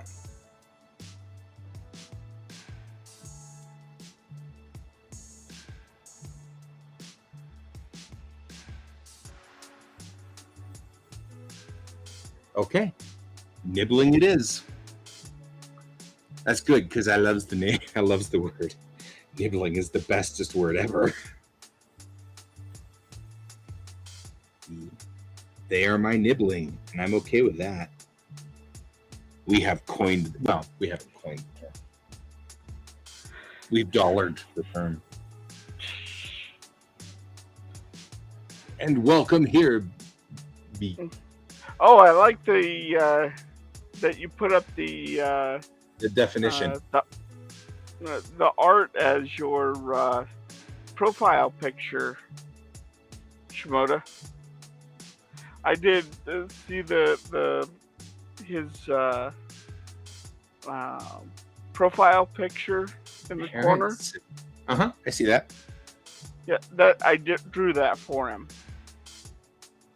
You said he uses, so he is. There. That's cute. That's cute. Also cute. And thank you for the assist. Agreed, Donald. I don't like people grabbing anything that they shouldn't be grabbing, whether it's male or female. That's definitely a violation of not just personal space, but my personal beliefs of how human beings should operate. Ugh. I think we came out here. We came out here. I think we come across here. And we cut across at the bump, which is here. Okay. Which means we come across here. Pibbling, huh? I like pibbling. See, these are all terms that we can use. I also feel like these are all terms that could be used in Bellatrix as well. I mean, there's no reason why you can't say, well, they're my pibbling, or they're my nibbling, or whatever. And then even make it so that Alex doesn't understand what that means right off the bat, and you have to explain it to her because she's not going to get it right away. And I think that'd be kind of cool, actually, because I think she probably, being very similar to most of the Zoomers or Doomers or whatever is in this lower generations coming out, would be appreciative of it and understand it and adapt to it rather quickly. And so I think she would be like much more into that plan. I'm going to make this big, this just a black line, because this is the front face of that sort of part of the. This is a fascinating conversation. I kind of don't want to hang up because I'm enjoying it. I'm enjoying what we're doing, and we just got B over there. I'm not going to say his real name. Their real name. Haha! I'm going to start calling everybody they. There you go. Even though I know who they are,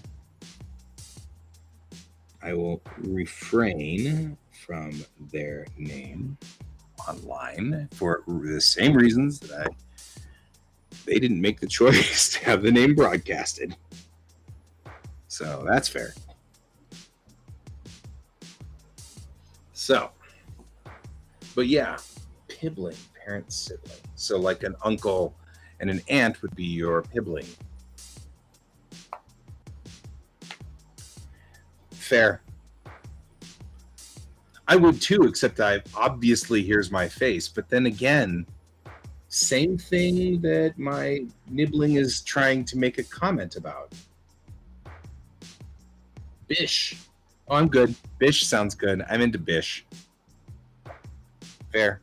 We got Bish. Vic. We've got Bish. We got Donald. We got Brent.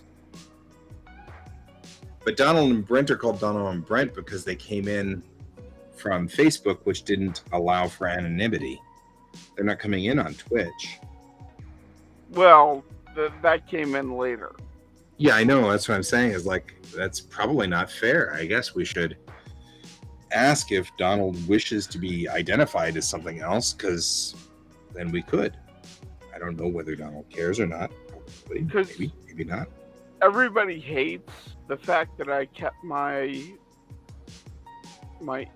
internet name for Facebook.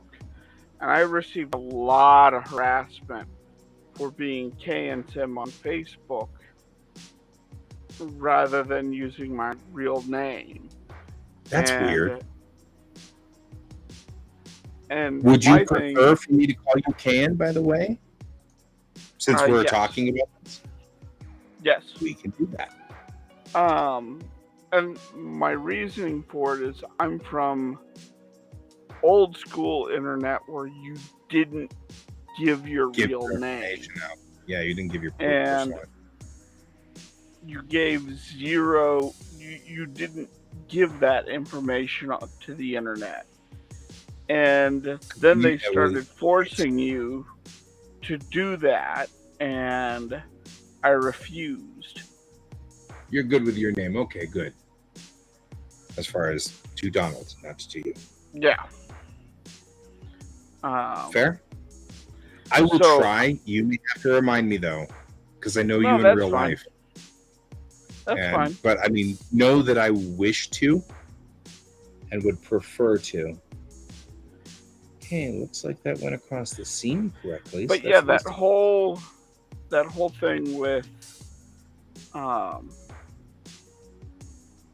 screen names. Mm-hmm. I remember. Like, I still keep that close for a very, very good reason. Mm-hmm. Mm-hmm. Mm-hmm. Agreed.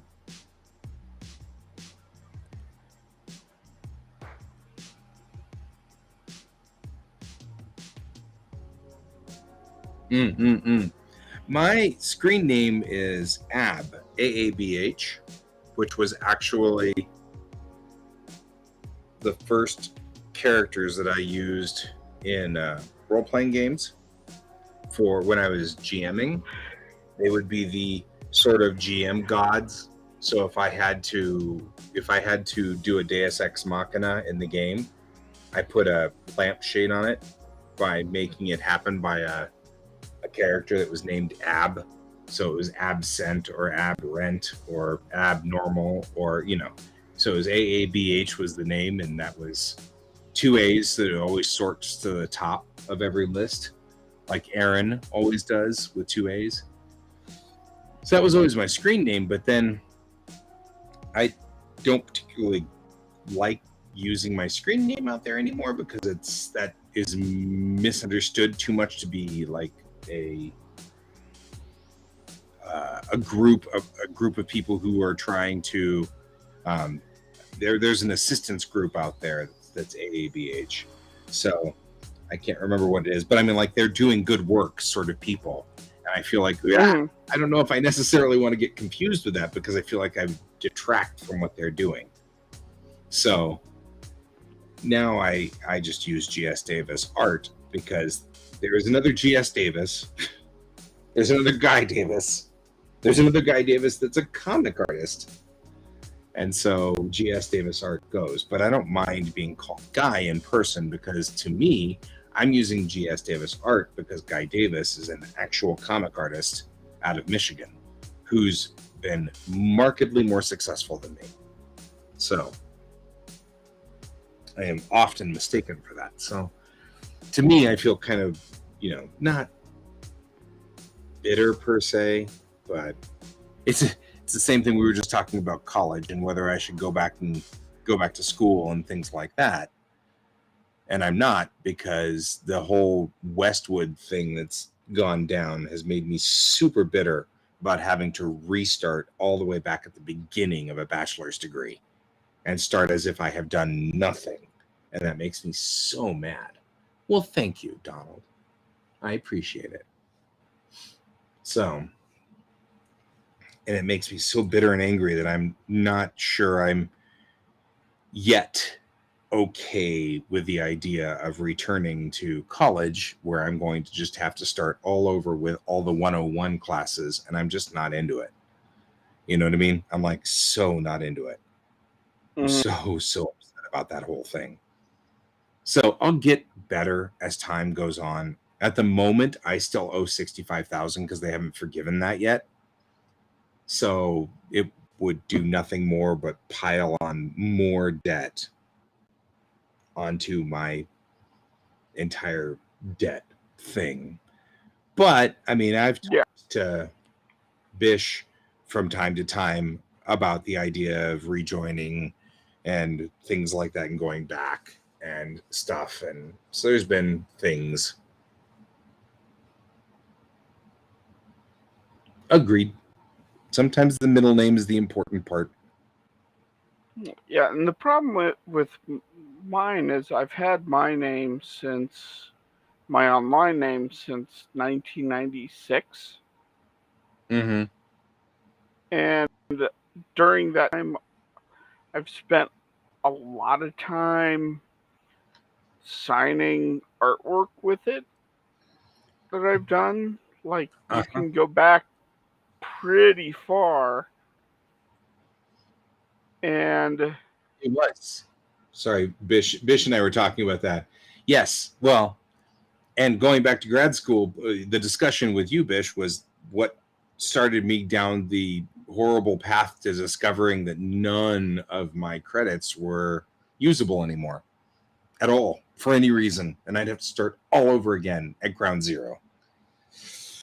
So, yeah, that was the horrible thing that went on. Now I'm kind of like, I'm 50. It'll take 9 or 10 years to get a PhD now. And I'm not sure I want to do it. I'm not sure I have that in my system anymore.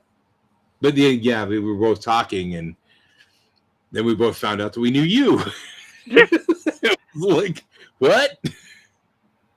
You know him too?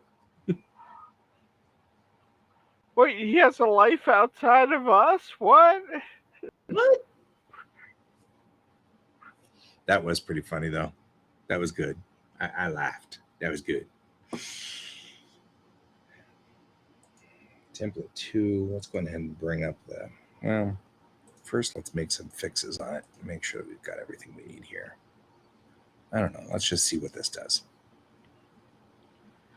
But yeah, then, recently with all the art stuff, I'm now starting to really gain traction, and I need to keep, like, it's becoming my brand. It is. Agreed. The identity of who I am. Yep. I'm with you. So keeping it means that's something we got to do. We've got to just hold on to it. And there's nothing wrong with that. I'm willing to do that. Like I said, just may need some reminders every so often, but I'll get there. I'll get there. Well, and like it's like easier Jurassic because Thunder, you up on there on board, so that makes it a lot easier for me. So yeah, and like emotes. Jurassic Thunder, it actually they spelled it wrong, and I tried to get them to correct it, and they still didn't correct it. But my online name is a part of my IMDb profile, which is fine. Agreed. And you're not there anymore, which is what Bish is saying. Yes, and I made his emotes. Also, what Bish is saying.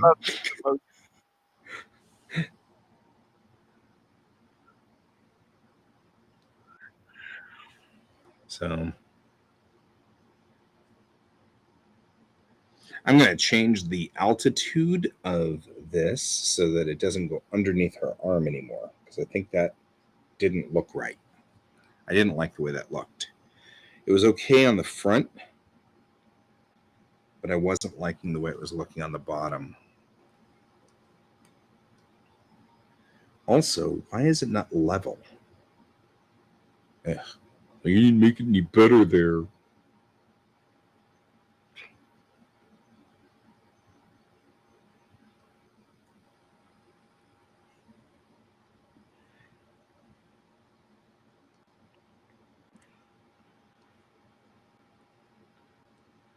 There we go. But this has been kind of a very interesting discussion. Thank you for putting up with it. Me starting to poke around and do stuff. I'm like, I want to like talk about this. And you're like, oh God, what is he doing? I know it has been, I can sense that it has been uncomfortable. A little bit. So I appreciate that you have tolerated me on this. Thank you. I will never learn these things unless I ask, and I have to ask people I trust. And so, because I need to know that that person understands my intentions. You know, you understand that I'm not trying to find some way to humiliate people or whatever. And indeed, I am genuinely interested.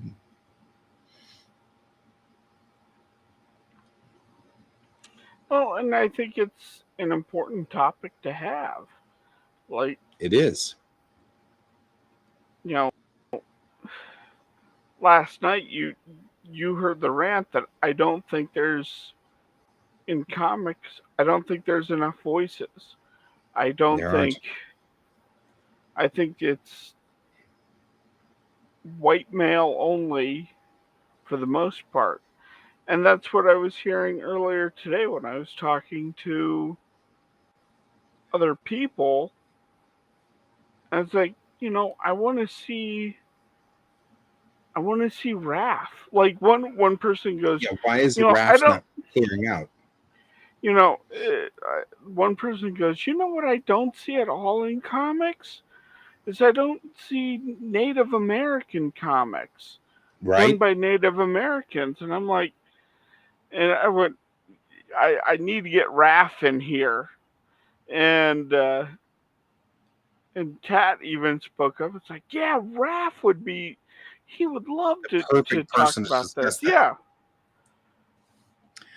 So I was having a very similar discussion with my mom's best friend, because of course she's Black, and it's been a thing that has been, I have learned so much about what's going on through her, because of course I grew up with her, right? So she's just another family member of value to me that, not as in like, I don't see her as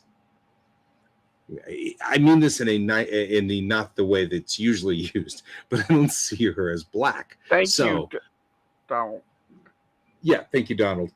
So, I mean, not to say that I don't see that. I do see that, but it's almost like I can get around all of my preconceptions because it's not coming from somebody who you start out with, hi, oh, gee, you're black. You know what I mean? Because I just had her around forever. She's just been a part of my life. She's an important, significant piece of my life.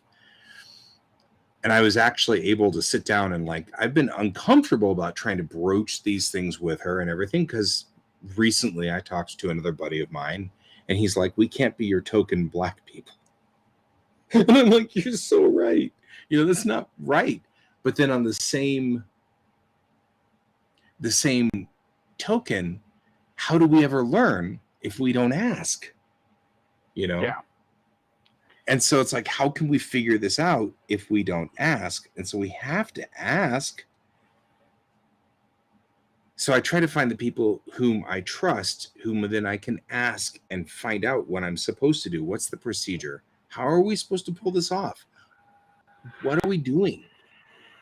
Yeah. And it was so nice because she was like, she was doing this is what I'm here for. This is the job I signed up for when you were 12 or 10. This is fine. I'm okay with it.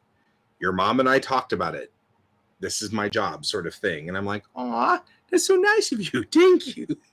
So we had this that was the night that I didn't show up. I was like, I'll be late because she's going to be here. But I didn't show up that night because we just started talking right after Star Trek was over. And I mean, she's older. She's my mom's generation. So I have to let her go home someday because she's not, she's not a spring chicken and I got to be nice to her. But it was so nice to be able to just talk about all these things and try to understand because I know what we're talking about. I know the culture's pieces. But it's the same thing you were talking about. I want to express a story with a Native American in it. But anything I say is going to come out as unnatural and unnatural and tone deaf. Mm-hmm. But how do I then express that? How do I I can't just have a whole bunch of white people in my story. You know what I mean? Because that's the same problem. And then it's should I just not write any stories and just only let Raph stand forward? Well, that would really pretty much be sucky for my muse. Mm-hmm. And it's like, well, okay, so these are all the questions you need to ask, and I need to find out what the appropriate answer is, and and that's so rough. It's hard to make that distinction and understanding, and it's so difficult, So I appreciate when my friends are like, I'll talk about this. Yeah, because it's like I put a lot of myself into Brig. Right? Like you can see that there are times in which I'm trying to work something out. Right. You're working an internal. And even I stand back and go, you're working on something, aren't you? You're processing data here, aren't you? I can see it. I mean, just saying. Yeah. Just can. Uh-oh. Now things are going to go that way. But again, you chose the name. So I can go for that. I just started going, just can. Yeah. I'm like, you chose the name. I shall. It's fair game. Yeah. Won't make fun of your given name, but boy, chosen names, they're fair game on the table. Yep. But of course, there's another thing. Part of my personality is I make fun of things in a friendly way. That's part of who I am as a culture, as a person. And that's one of the things that's interesting about Raph and I, because he uses that kind of humor as a diffuser to take the step down. And I feel slightly uncomfortable when he makes racist comments that are racist against himself. You know what I mean? Like, and he's doing it to deviate or to take the steam out, take the pressure out. But it still drives me absolutely crazy. And one time he was like, he was doing that, and Christina actually like snapped him and said, "Will you just stop forcing Guy to do something he doesn't want to do?" I'm like, I'm not gonna I can't do it. I grew up in the South. I saw such horrible things. I'm so sorry. I can't do it. I can't. And I had Lakota buddies with Mom because that was what she did. She worked with the tribes to get them to get better jobs in the television market. She attached to the Native American tribes like I've attached to Japan. It was the culture that called to her. Wasn't her home culture. It was the culture that called to her. And see, that's the thing. Like, that's another thing to think about. I feel like I can accurately represent Japanese. You know what I mean? Like, if I were to have a Japanese character, I don't think anybody would think twice about it, because if you knew me, right? Because you all know that I know Japanese culture backward and forward. So, like, I would accurately represent a Japanese person, even down into the depth of it, you know. A lot of us who read the webcomic Goblins, yeah.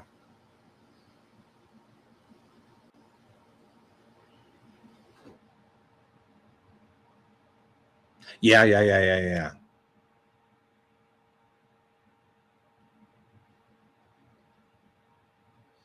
Yeah, I always think about that. I was like, I had dark periods in my art. I've gone back looking over my stories, and there are some seriously dark stories. Yeah, she's just working stuff out. Well, this is how we express, right? I mean, this is how all of us artists express.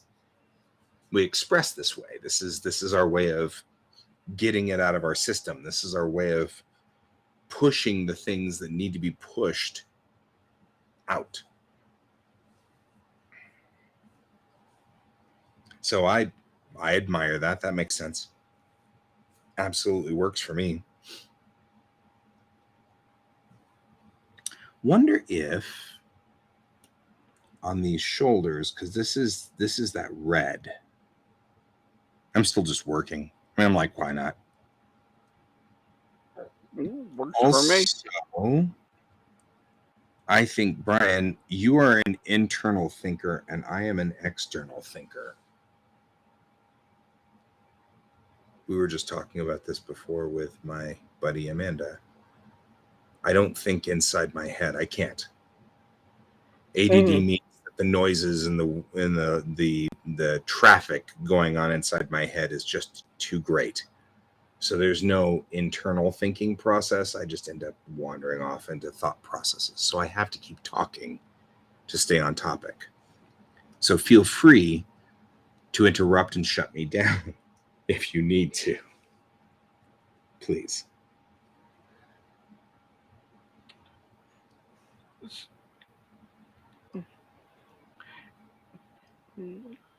And that thing with the external thinker versus internal, that plays out a lot. Because, like, I've had some friends that are like, you spend a lot of time thinking about this, don't you? I'm like, yes I do.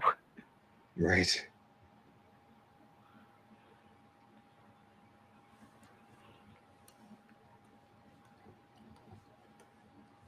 But I have always been this way. It drives some people very crazy. And I appreciate that and respect that. My wife has acclimated to it. My partner. Sorry, Joan. Joan and I have been discussing the idea that we should be going by partner. Same thing as nibbling. Same thing as, like partner is better because it's not aligned.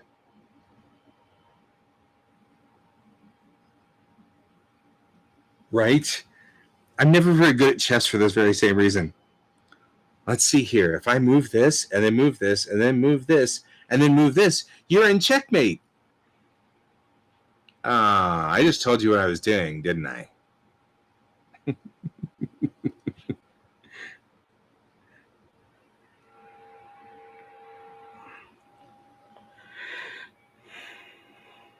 Don't stand up there, you goofy animal. Goofiness. What's he doing? He's walking on the AC unit.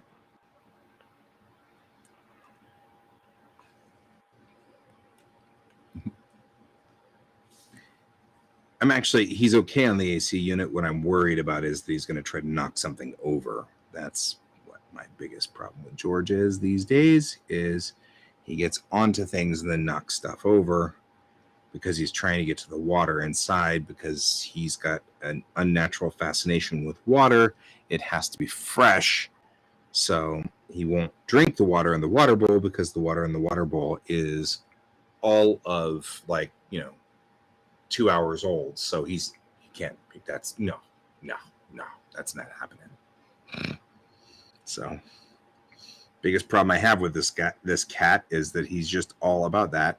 So like my cup of water right here, he's that's what he's actually doing, is he's eyeballing this to knock it over.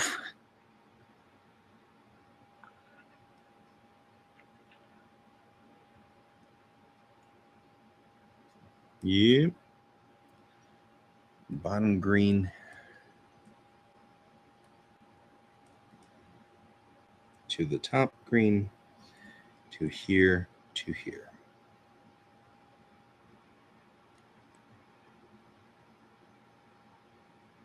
There we go. Now we're going to see whether these line up better. I think they should. I feel like they should. I've done that top part. I've been meaning to kind of go back and redo this for a while, because I did them very sloppily before.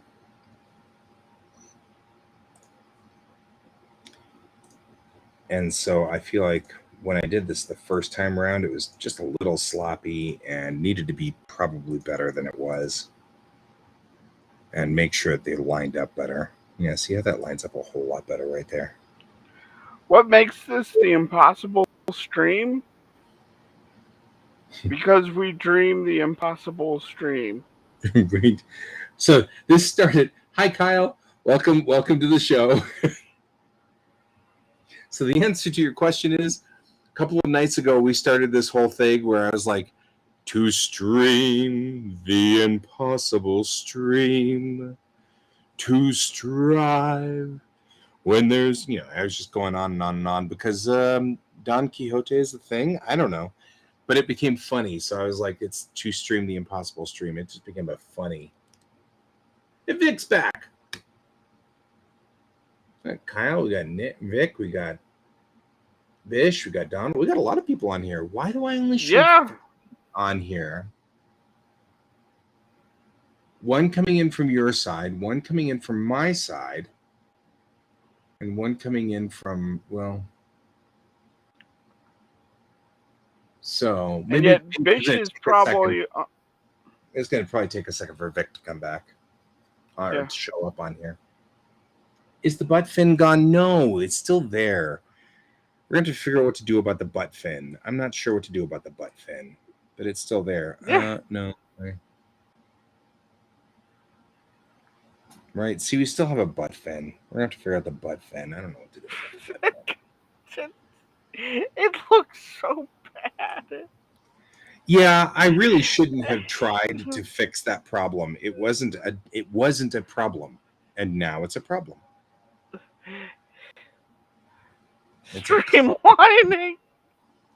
Streamlining for when she's in the water swimming.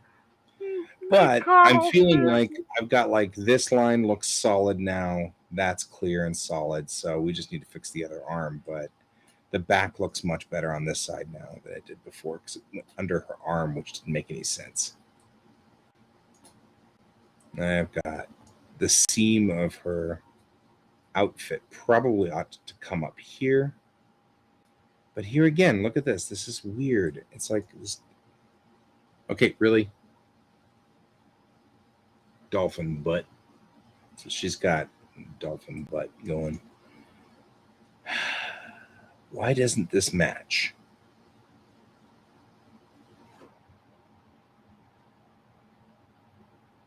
Because that should match, and it doesn't. It doesn't match at all. I mean, I think really it's just 1/2 step down, is it? Maybe? Still strove with his last ounce of courage. Or is it that the left side is just not lined up and the right side is? Oh, that's part of our problem is it looks like the left side's lined up but the right side isn't. Oh, man.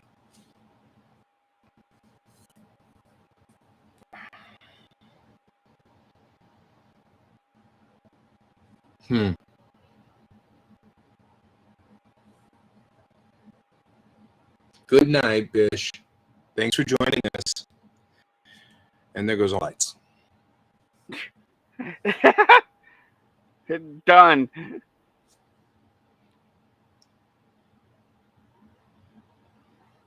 Well, I probably should be getting done here pretty soon. I've got to take my nibbling, since now we have learned the word nibbling. I have to take my nibbling to work tomorrow morning, as they have to work in Candleless. And I'm just saying that I'm not hot on that part of this particular thing because I love my nibbling and they are very young and I wish for them to reproduce at some point in time in the future if that's their inclination. Are you familiar with where Candleless is and what I'm talking about? No. The Candleless subdivision is what they built on Rocky Flats. So. Oh. Right? Oh. So that's why I'm like, wait, you're working in Candleless? They're like, yeah, it's no problem. And I'm like, that's because you're 18 and you don't know the history of this area. But us Arvadans, we know. We know. We know what was going on up there. We know it. Man, the light range on this light is like amazingly like creepy, right? Wait. I know it is. Because of the distance range. Wait, watch. Ready? Nope.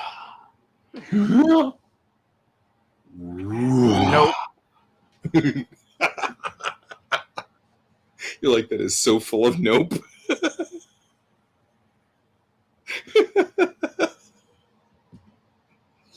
Okay, I am clearly getting punchy. Vic, it's good to see you. Kyle, I'm glad you joined us. Bish, I'm glad you joined us too. Donald, always good to have you guys here. I will not be here tomorrow night because I'm DMing. I don't know whether I'll be here Sunday night or not, so that's questionable. We'll have to find out. And I'll probably be here tomorrow, but we'll play it by ear. So I always tried to play by ear, but then my ears started hurting. Ting, clang, clang, cling, cling, cling, cling. Okay. That's because you need prehensile lobes. Right? Do your ears hang low? Can they roll to and fro? Can you throw them out? Can you tie them in a bow? You know that wasn't about ears originally? Yeah. Well, I think that's a good playoff to we should head out. Now's the time to leave. Gentle folks. Yes. My gentle friends. In the jet journey. Maybe. Because that actually comes from the 20th last year. So it's 100 years old. Anyway, so we'll see you guys later. I'll do the closing credits if you want. And we will see you all later. Thank you all for joining us. You may join us again. We'll be here later.